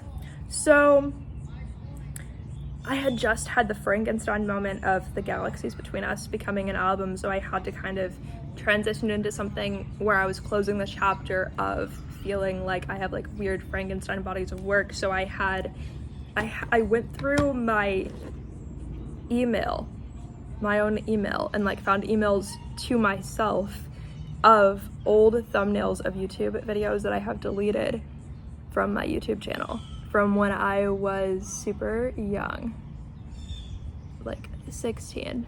So I had all of these thumbnails. I like cropped them differently, edited them differently, and I was like, I'm using the face of me from a very young age. And maybe like a few selfies from like more recently or something also, but like I really mostly, or maybe not, I think I really mostly just used like thumbnails from back then as my like album covers. I had multiple album covers for that. I think that might have been the first time I had multiple album covers. Actually, no. For the Galaxies Between Us and To Burn a Rose, I had multiple album covers, which were photos of actual pages in my books for each of those. So it was like, because I did like full color handwritten pages in the books, which is part of why they're so expensive to create as a physical product, and why I make like less than $0 or like $0. Like technically, according to their metrics, they should be charging me for it, but they don't, or something, like per copy or whatever, because they're like, we want to take this much and that and this and that. I don't know. It's like, to even produce a copy at the start when I first made them, it costs like Amazon themselves $7, and then the total price was supposed to be like 14 or 12 or something. So then of course the rest of it is their cut, and then I at the start I think I made like $1 or something, or like 98 cents per copy, because I didn't want to make it so much more than like whatever it was, like $14 or something. I didn't want to like push it further to cost more, because I didn't understand how much a book can cost.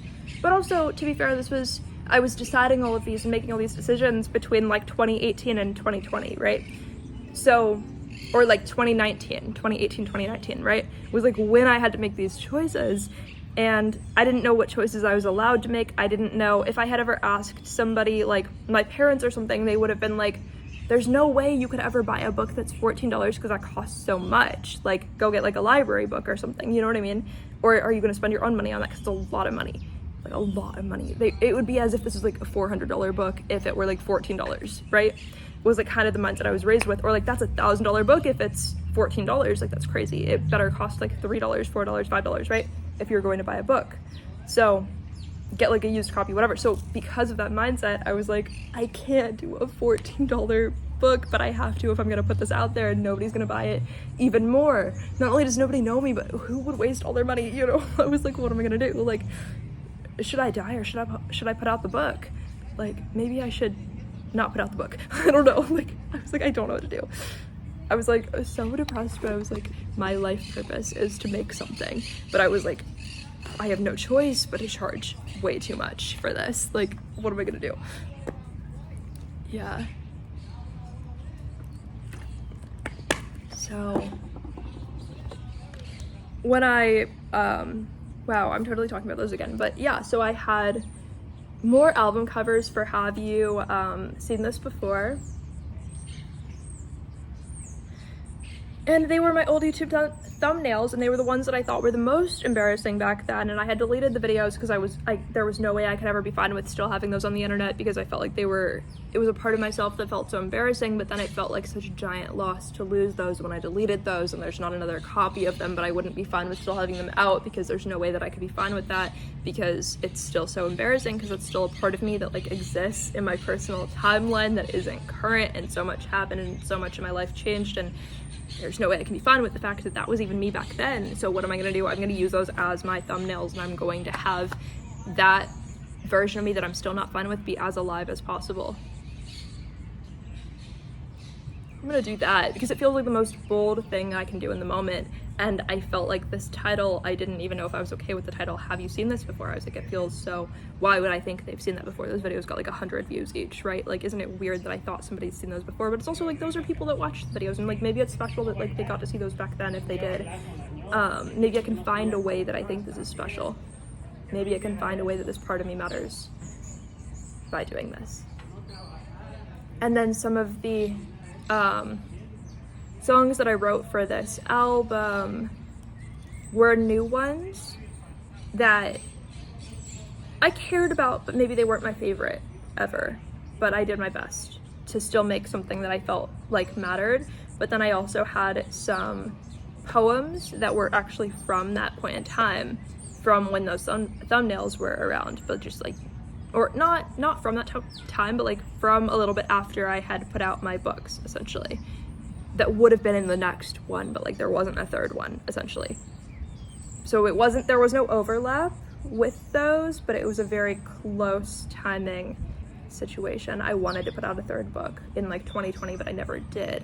I ended up deleting most of the poems, but I had a few left. Because I was like, what kind of mindset, what kind of frame of mind am I in? This is gonna be really bad if I put anything out, because I don't know what I'm gonna say.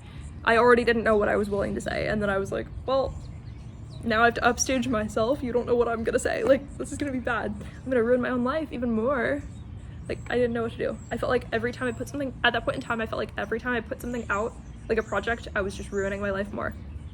And there was no way I was ever gonna matter. And I was never gonna make it to being able to put out albums, and that was what I wanted. And I was still trapped in these being books, and that wasn't what I wanted. But I was gonna have to do it. So I decided to just delete those, which was a giant loss at the time, because I still thought everything I ever put out mattered. That was crazy, I don't know. Or like everything that not everything I ever put out, but everything I ever wrote, I mean. It stresses me out. Okay. Stresses me out, okay. Let's see. So that's what happened with album number 9.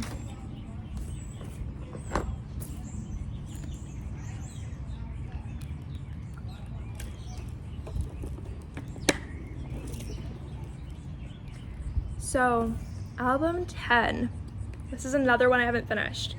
For reference, Have You Seen This Before as an album that I already finished and fully put out the whole thing up, So for 10, it's called, well, I'm gonna read it first and then I'll tell you.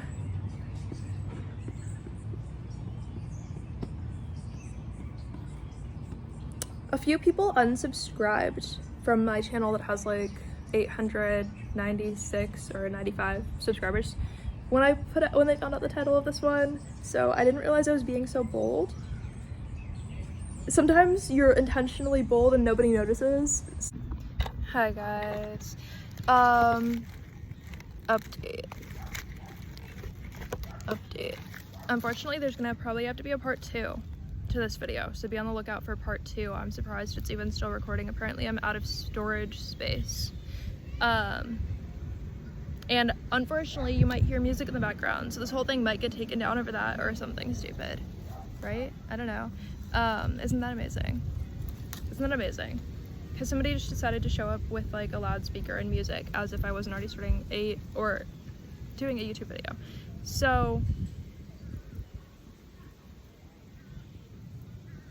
you can't like call the police if somebody is playing loud music at the park where they have a right to be also, for some reason.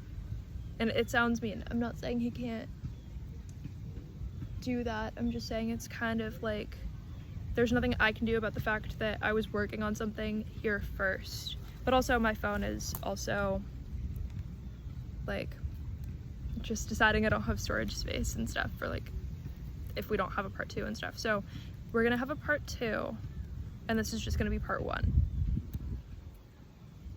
And we're by this tree instead because like some invasive species we got thrown away and had to run away and scurry away and find something better, like this tree. I don't know. So whatever. Yes, that random dude has a right to exist too. It's just so sad that there's legal ways that other people can be invasive to you that you can't do anything about. Like, it's not like every way that people can be invasive to your experience. And it's not about anything other than the fact he showed up playing like loud music that I can't even have in the background, because what if it gets like, what if the video gets taken down and I was already working on this, you know? So that's what it's about. And somebody can just see you across the park. You don't know them. They directly go to you with a loudspeaker, even though you're in the middle of something, clearly. And that's legal. Because anybody's allowed to just, if they're not like 2 feet away from you, right? It's legal for them to just show up. You can't like call the police over that. Because they're allowed to have their experience too and make choices too, which include like not valuing your personal, like, it's not personal space if somebody's 20 feet away, but they're playing loud music. Loud music you can hear from like 50 feet away, but nobody cares, and there's nothing you can do about that. And that's just a part of like Earth, is like that other people can intentionally or disregard the fact that like that could have been an unfortunate thing to other people too. Whatever, I guess. Anyway.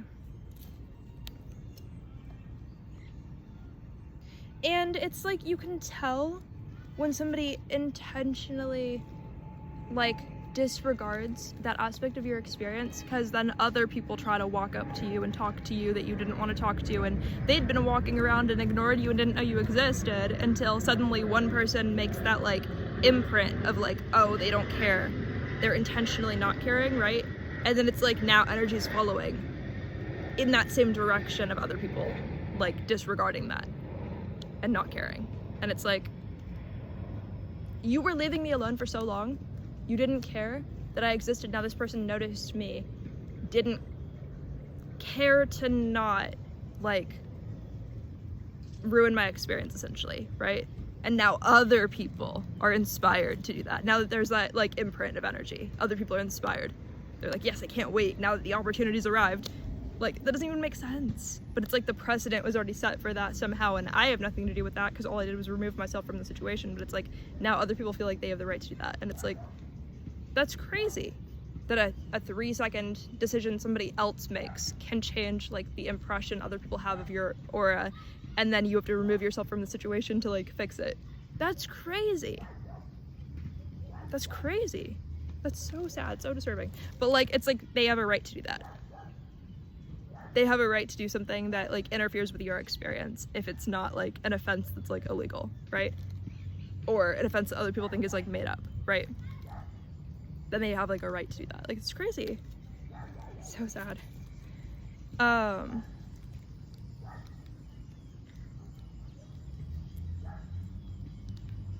Anyway, on to talking about the album that I started to make that other people seemed to think that I didn't deserve the right to make because they decided to unsubscribe when I decided that I had the right to make this album,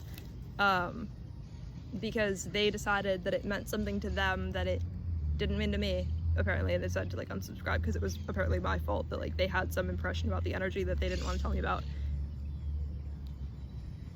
Very fitting, I guess, that it's about, you know, like similar things, I guess, are happening. Not really, but yeah, people have a right to unsubscribe. But like, you know, maybe you were just never someone who cared if like an album title that I had a right to put out is like the thing that makes you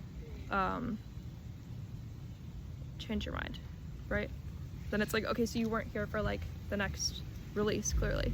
Then you could have like already left beforehand. Like, it doesn't matter. I don't know. Don't mind the other slightly less annoying music. I don't know. Also, that dude shows up all the time, addicted to the same song. He only listens to the same song on repeat. Some like violin song on repeat every single day. And he'll listen to the same song for like, it must be like a 10-hour song. So loud that like there's not a house far away that can't hear about him. Like we're in Florida, there's probably a house in Alaska that can hear about it. It's terrible.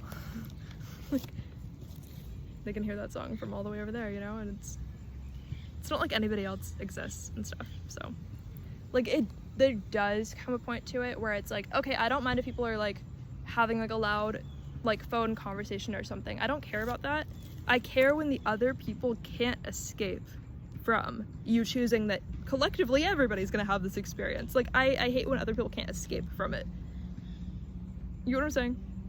When there's like, when it's like I couldn't walk 70 feet and not hear it, you know, and not be forced to like share this experience with somebody I don't know, and it's a song that I don't like. That like I've heard the song, believe me, I've heard the song from 70 feet away months ago, and then so many times in between from 70 feet away. Like, it's just the closest park to my house, and yes, I've heard the song because he's always there with the same song. And there's no place to go where the song isn't playing, ironically, because he's everywhere, because the music is so loud that he's everywhere. That's crazy.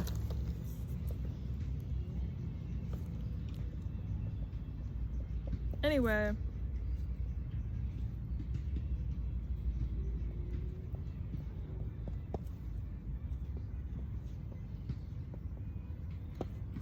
So, I think this is my 10th album. I don't remember now that I got all jumbled and messed up. I have them all written down. So,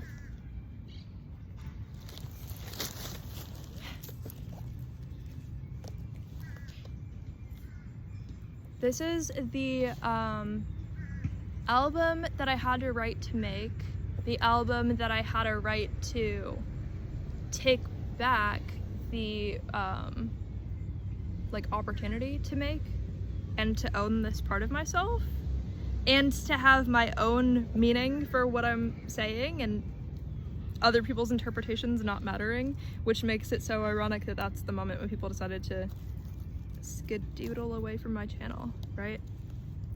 So again, my meanings for what I feel like this means, I guess, or I didn't realize it was possible for people to still have like terrible meanings for these words. I didn't think it was, I don't know which part you had a problem with. It's called the dirtiest, the cheapest royalty. Like this. Like each one's like the end of a sentence. Like, you get it? So, I didn't realize you guys still use these words for like negative things, because I've been using all of these words for like, these things don't have to be like disempowering. Don't mind like the helicopter out there, but you know. So yeah, I didn't realize there were still people on the planet using these words for negative things. Like, you can use any word in the English language as like empowering, or you could see it as something that like maybe historically was like disempowering, but you can use it as something empowering now. So I didn't really see any of these words as something bad or something negative, so my energy is that these are positive, empowering things. And so somebody saw the combination of these words with the energy of like, this feels positive and empowering, and that was when they decided to take themselves away from the channel because that was too much to deal with. And that was so like emotionally taxing that they were like going to go into a psychosis and they were traumatized, so they had to get out of there, right? So yeah, I was like, as somebody who has a very complex relationship with the concept of like sexuality in my life, and also, so I mean, maybe you didn't think any of these words could have had something to do with that. That's one thing, I guess. But also, it's like, well, how do other people interpret me? And it's not just about sexuality, it's about other aspects of people's like right to have their own self-esteem and like perception of themselves, I guess. It's like nobody can take away from you the way that you decide to see yourself and what you decide to use as empowering. So nobody can take away from you that like maybe somebody wants to use a certain type of word as like an insult, but you decided that's actually not bad and it's empowering. And that you can expand your imagination and feed yourself positive energy and feed your soul using words that other people might have thought were disempowering or evil or wrong or bad or weird, right? You can find a positive version of that, and you have every right to do that. And you have every right to live the positive version of your experience, especially if any part of your experience feels like something you were like forced to experience, which we are all forced to experience different things all the time in different ways. So you have a right to like reclaim anything that you feel like you don't have in your life and that you want to create. So it is a really weird situation to have people decide they don't, you know, like you reclaiming something about yourself. Like, that's weird. So by all means, I guess, if you're that messed up of a person, you can leave. Like, you have that right, you have that opportunity to leave. But all I did was reclaim the fact that I have a right to create whatever I want to. Like, that's crazy. It's crazy.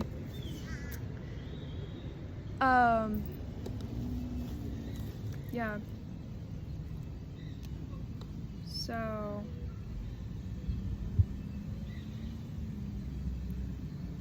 this album was a little bit of like self-defense magic in a way. And it's not like self-defense against things that are technically illegal either, ironically, just because of like the whole situation of like transitioning into working on this part of the video.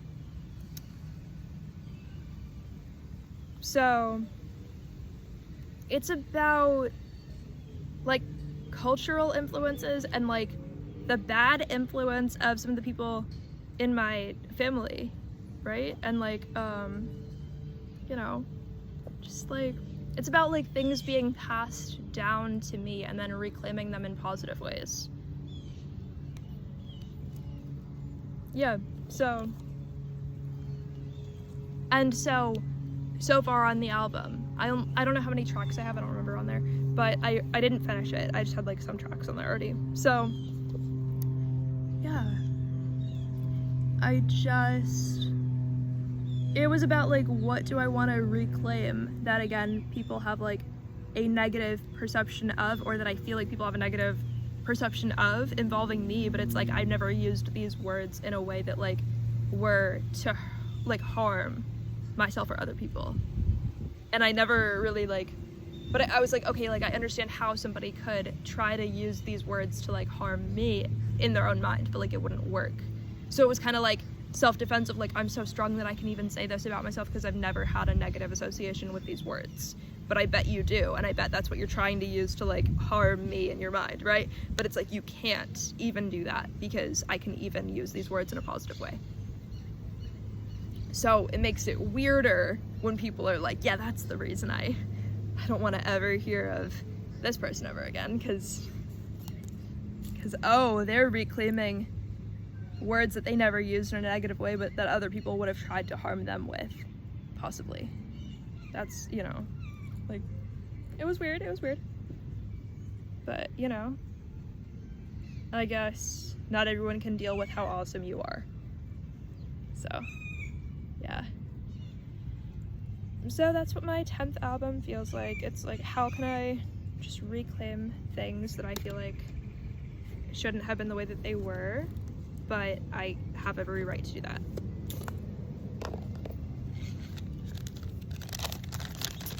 Let's see, I'm surprised we're still recording, but we are, so, I don't know. Okay, so the next album, Album 11, Affirmations to Not Believe Horses Exist Anymore.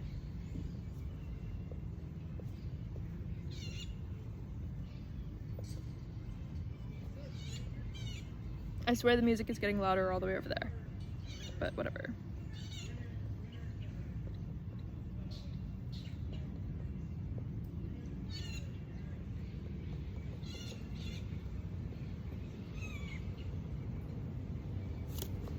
Affirmations to not believe horses exist anymore. So, this album is like, okay, this was the next one that felt like a vampire album. Like, this was the third one that felt like a vampire-y album specifically. It was the proximity to, or Your Proximity to True and Absolute Genius, The Ghost Rider of Your Funeral, and Affirmations to Not Believe Horses Exist Anymore. Those were my 3 that felt like vampire albums. Okay. Originally this one was going to be like album 4, but that's just not what happened. But I already kind of had like a plan for using this at some point for a long time. And I made the artwork, my channel banner, a very long time ago. And like maybe like a year ago I created the artwork for it, and I accidentally created the artwork for it because I had a lot of words that I'm hoping nobody can zoom in and look at. I don't know, a lot of really crazy stuff written on this piece of paper. Really crazy stuff written on this piece of paper. Stuff that I shouldn't have said written on this piece of paper, okay? I left it in the sink by accident, okay? I wanted to use water in the magic, and like I drew words and sigils and stuff, and I wanted to use water to like activate the magic, right? I forgot what it's called. Like I wanted to use water to activate the magic, and I forgot about it. I accidentally left this in the sink with all those crazy words on there, probably still on the paper. Like I left it in the sink. Ways that I felt like I should not have just left it in the sink, right? And I like went to work with this in the sink, and the water in the sink created all of the patterns and erased all of the words. Yeah, I wrote some really insane stuff on there, and some really crazy sigils on there, and I accidentally created it. Really, I didn't even create it. The fact that there was water in the sink was what created all of the patterns you see on this album cover. And then I just typed out the title, you know, but yeah, nature and the universe accidentally created that album cover.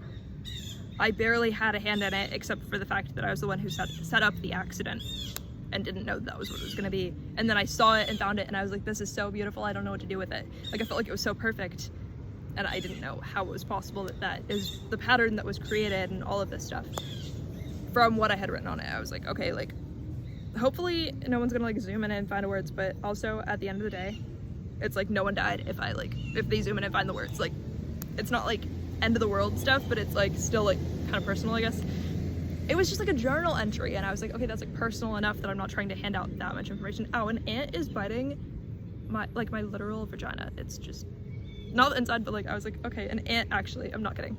I was like, okay, like that's what happens when you wear a skirt to the park, but like that's crazy. That's like psychosis that even happened. That's crazy. I don't know what that is. Okay, I got it out, but like I don't know if another ant's gonna crawl up there. That's so scary. That's so crazy.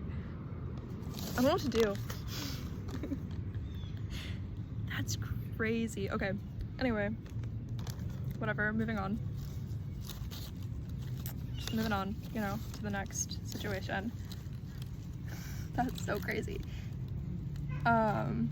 Anyway, affirmations to not believe horses exist anymore was like, how can I turn horses into a mythological creature in my life?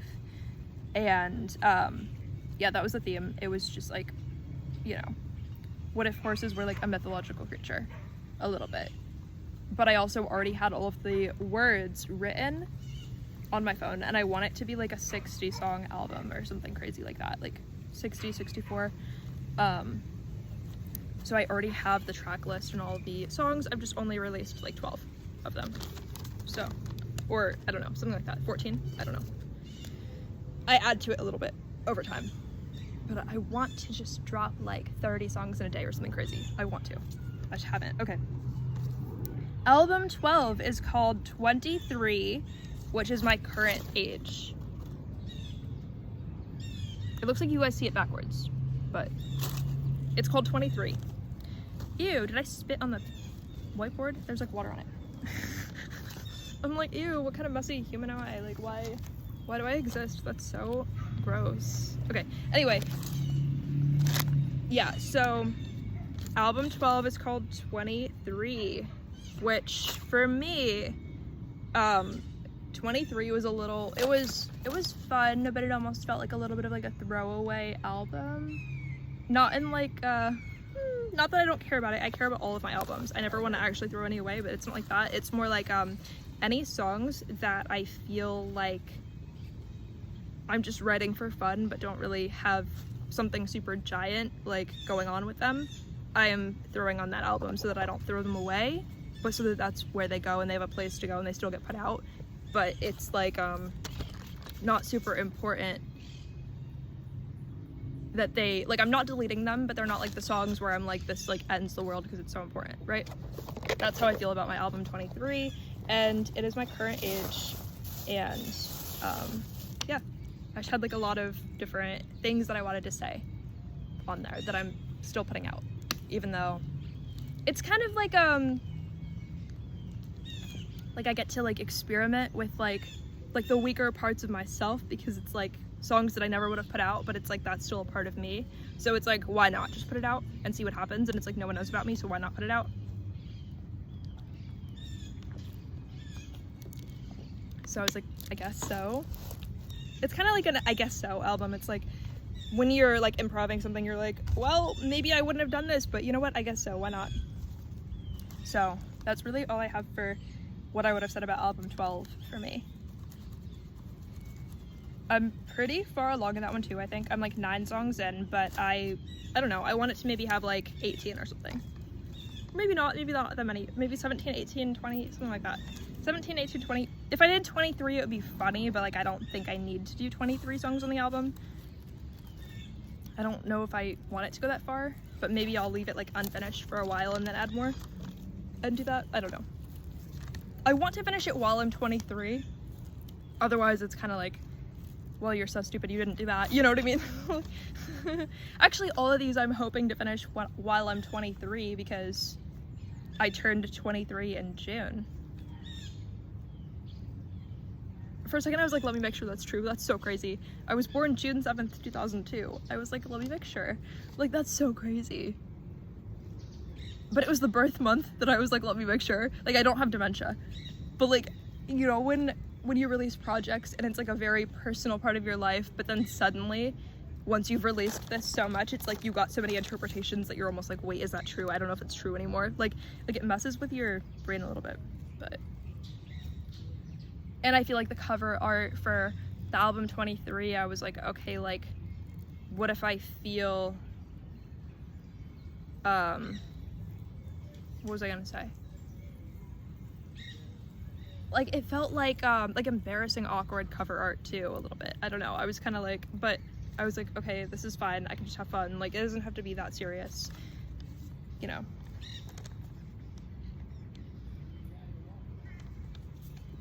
Next, album 13.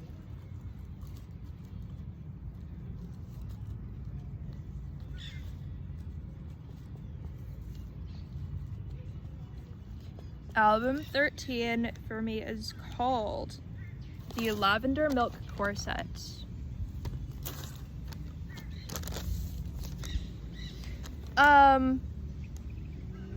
This was one of those albums. There's so much to think back on. Stylistically, this album has a lot more structure than the other albums that I've put out.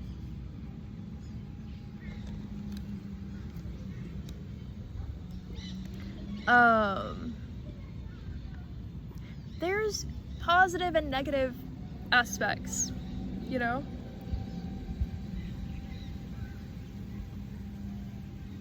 People driving by on a scooter and all that.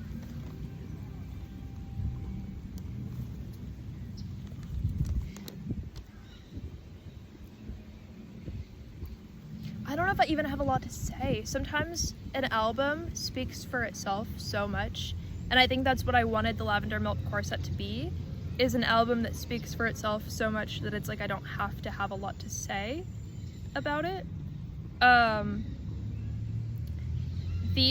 Each one feels like its own story. Each song feels like its own story, and it feels very like isolated. Like each one feels isolated and like about itself, but then I feel like there's certain elements that like repeat and continue into the next song sometimes. I just wanted to expand and experiment with different ways of writing and different like things that I could say that I haven't said, and like fun concepts. Like I wanted to, it's very much like a concept album. I wanted to create my own world in a lot of ways. I don't know what I feel like I'm not done with the Lavender Milk Corset, so I feel like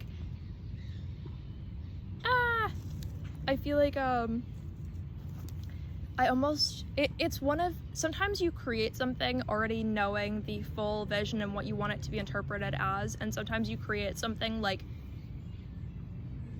I'm gonna do the best that I can, but what I interpret this as is going to follow. So it's almost like a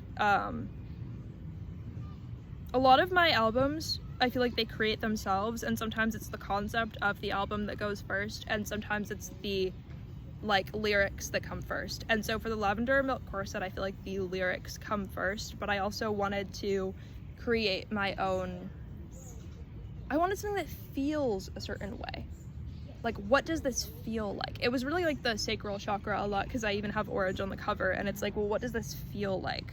It was less like, here's the concept of the whole thing for me, and it was more like, here's what it feels like. Here's what every moment feels like. Here's what every moment on the album feels like. Like, I'm specific with like what this feels like to me. A lot more. It's less like, here's the big picture of what the entire album looks like together. And it was more like, well, I enjoy when something feels this way, or I find it really weird when something feels this way. So each song was kind of like, here's how I feel about something, or like, here's what I, or like, it's also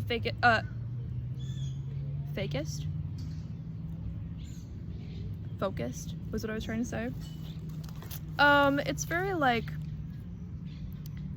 not based in this reality, so it's like fake in the sense that it's like imaginary, like imagined concepts a lot. So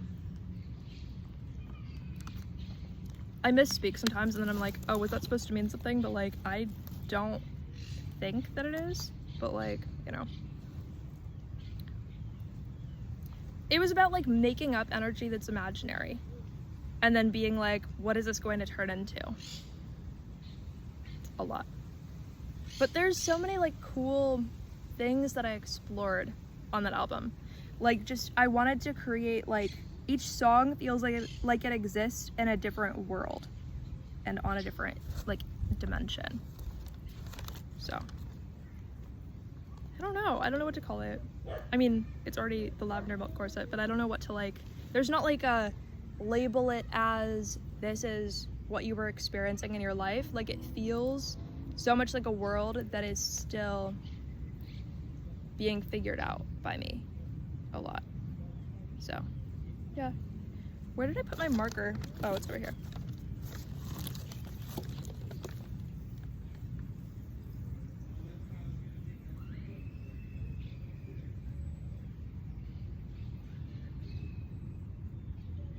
So yeah, I do feel like this is a very personal album, but it's personal in the way that a concept album is personal. It's not personal. I wanted a break from things that felt so rooted in my personal life that I could barely even face the fact that they existed. I wanted something that I could focus on the feeling of when I want somewhere positive to explore, or like somewhere interesting to explore. A part of me that doesn't have to feel so personal that it's like inside of my body or something. Like some of the albums feel like they come from like, this one feels like it's like an aspect of the sacral chakra, but it's like an aspect that I'm actively creating.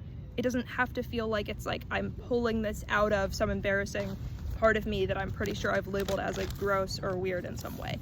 Like it was more so like, what's like the, I don't know. There's different methods, like psychically, of creating albums. So I was like, what does it feel like? I don't know. That sounds so stupid to say again. It sounds so stupid. It sounds so stupid. Oh my gosh. It sounds so stupid. I just feel like it speaks for itself so much that I don't even know what I would say about it, which makes me sound stupid. Oh my gosh. Okay.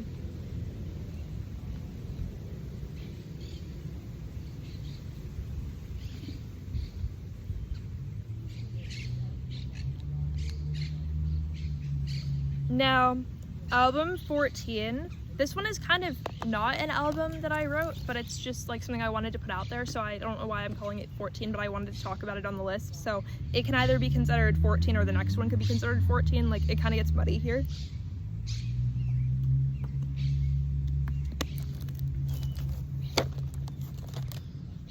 So, a covers album.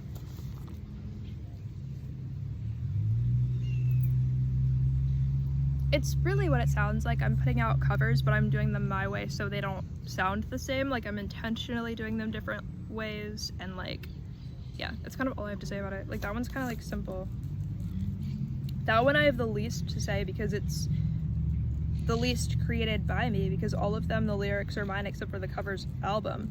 So because the lyrics are fully mine in all of the albums except for the one that's a covers album, it stresses me out, but like I thought it would be really interesting to play with the energy of something that was created by someone else.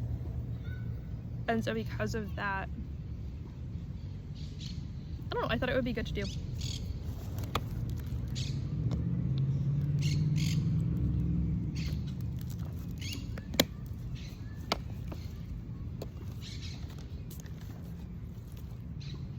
Like I just thought it would be interesting to, I imagined like a throat, like a concept that like throat chakra activations have to do with like the words that you're saying. So I kind of wanted to see what it would feel like within the throat chakra to sing something that somebody else wrote. And so because it was like the first time that I was seriously putting those out, like not just like, oh, like you hear a song, you sing along to it, right? Or something like that. But like actually like having like a release, even though I didn't treat it like a super serious release, I guess, to me, but like only because I didn't write those. So I'm like, well, what do I do with this part of me that I'm creating, but it's a part of somebody else? Like it's so weird. I was like, I don't actually know how to do this. Everything was created by me until those, like it's weird, right? I was like, I don't know what to do. I was like, what do I do? This is weird, but maybe I can still put it out. Like super weird, super weird.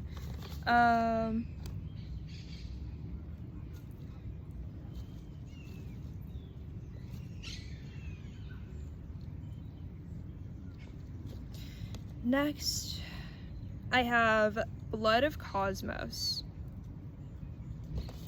Blood of Cosmos. Now, this was another one of those albums where I felt like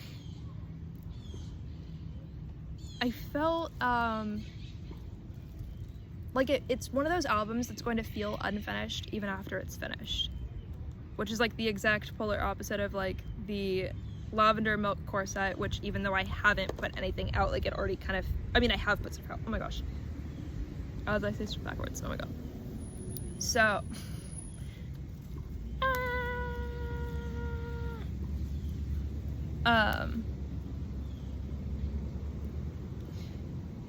now I don't know what to say, because I've been misspeaking so much about that one. Like, I feel like that album, I'm like, am I just gonna misspeak if I talk about it? Like, that album just doesn't want to be like identified as anything, I guess, which sounds funny because it sounds personified. Like, it sounds like I'm insane and you're gonna be like, oh my god, you're insane. It's not like that. Blood of Cosmos, a lot of these are parts of myself I'm still figuring out because they're more recent. So I'm like, what do I say? I've only put out a few songs from Blood of Cosmos, but it was another one where I just want to put something out and then look back on it and figure out what direction I'm going afterwards. Which was sort of the direction I started to go in, was like parts of myself that I haven't figured out yet, which I think when I started my earlier albums, I already knew who I was in certain areas, and I was like, well, clearly I can just put out into the world the part of myself that I've already worked on, or that I already feel like I've learned to understand, and then see what happens. And then after that, I want to put out now parts of myself that feel like they're not figured out yet. So honestly, starting after Affirmations to Not Believe Horses Exist Anymore, after that, starting with 23, and then moving into the Lavender Milk Corset, and then the Covers album, and then Blood of Cosmos, like that was when I started to do, like, I don't understand this part of myself yet, but I'm still going to put this out and see what happens. And then I can look back on it and see who I feel like I was at the time and who I'm becoming because of those. That was the direction I started to go in. So right here with Blood of Cosmos, that was, I think, it was the type of project that I'm going to have to look back on, I don't know, retroactively or something. I don't know, I think that's the right word, but I don't know. So it was kind of like, I forgot what that word means. I definitely knew what it meant, and then I think I forgot. So I'm like, I know so many words, but sometimes I don't know what that is. I forgot. So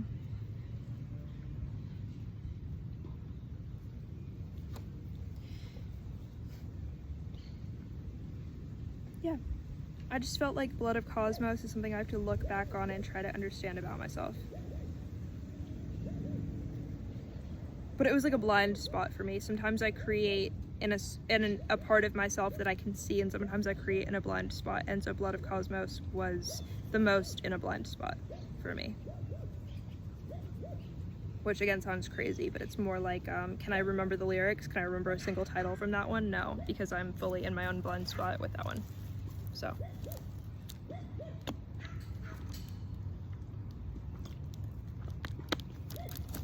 but it's still creating from that perspective. And then next, this one is fun because I haven't put anything out yet, but I have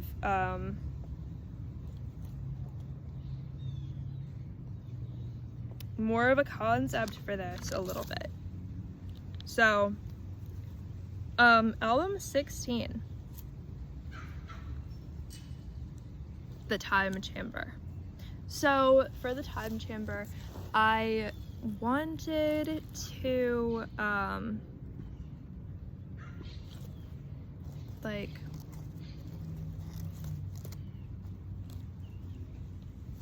sorry, I got distracted. For the Time Chamber, I wanted to think of like an imaginary concept that would be really cool to add to this world, where it's like everybody has infinite time if they choose to have infinite time. It's kind of weird. It's kind of like, it's like a developed concept, but like I'm still figuring out how I'm going to like put it out there. You know, I haven't put out any songs of it, but it's very like I'm doing like the most unfinished parts of myself as possible right now, for like a lot of these albums that I haven't finished. From like album 12 and onward, I'm really doing like the most unfinished parts of myself in a lot of ways, to where I look back on it and I'm like, okay, I know what I was going for, but do I like, do I know what I'm doing? Kind of. Why do I feel so lost in this part of me? Like, I don't know. Like, I'm still grouping things that feel the same to me, but they feel unfinished in a lot of ways. Like, I can't wait in like 6 months to look back on all of these and like understand who I was at this point in time. But yeah.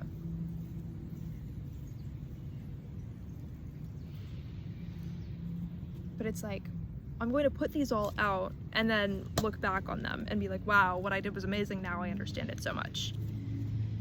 So for the time chamber is a place where you can go, and while you're inside, it like time pauses, but you have infinite time while you're inside, but you walk out and the amount of time, like the time outside, hasn't changed. So say you have a 30-minute lunch break. If you walk into the time chamber for an extra 5 hours, then now you walk out and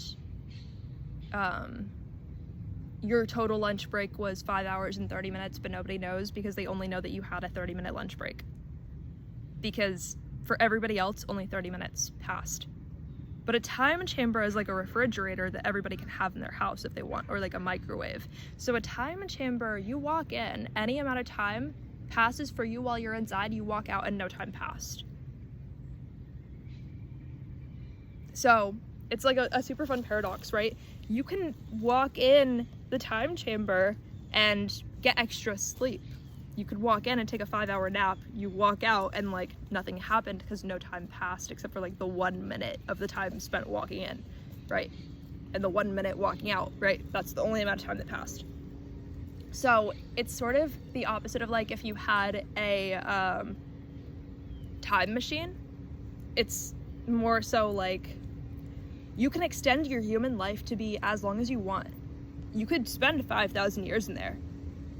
You walk out, you're a completely different person because for you 5,000 years went by. But also, I wanted it to be like, you know, people aren't going to like die in there, they're not going to age in there, they're not going to get sick in there. It really like it pauses time for your body, but your soul still gets to have the experience while you're in there. So you can walk in there, learn any new hobby, any skill, walk out, and you're a completely different person, but nothing else changed. You're upgraded in all these ways, but nothing else changed. So I thought, like, how cool would it be if that's something that could be like a refrigerator that anybody can have in their house, right? It's not cold. It like would feel room temperature, you know? It would be like, and you can put like a couch in there. You can put like whatever you want in there. You can have art supplies in there. So that way you don't feel like you have to worry about how much time your hobbies take in your life. And you can still have a normal life if you want. And you can still learn whatever skill or passion you want. So it's super fun, you know? Yeah. If you're trying to get over like a heartbreak, you could walk in there, get over it, come out, and then start your new life. And it's like, it's only been 4 minutes, but for you it's been 4 years or something, you know? Like, not that that's the only use for it, but like any use. You can learn how to be the best chef in the world in under 5 minutes in the real world because it was 5 years for you, or 30 years for you, or 5,000 years for you.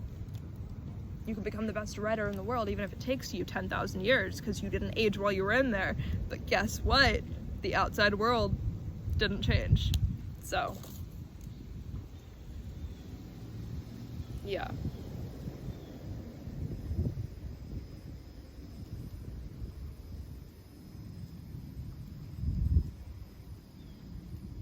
So, I just don't know yet about my way of translating that into an album, but I'm also being like gentle with myself because I haven't felt like I've reached that level yet then. It's not that I'm never going to, it's just that like I'm still figuring out how to translate that concept into a song. And do I lead with what it feels like, or do I lead with more structure of the story? And like it's weird, and I don't really want to go that way yet. Like I'm not there yet. Like it's super, not that I can't, I can, but each one is just such a different part of myself. It's not like, oh, I'm gonna use the skill that I built with this other album. It's like, no, that album sort of like owns the part of me that it is.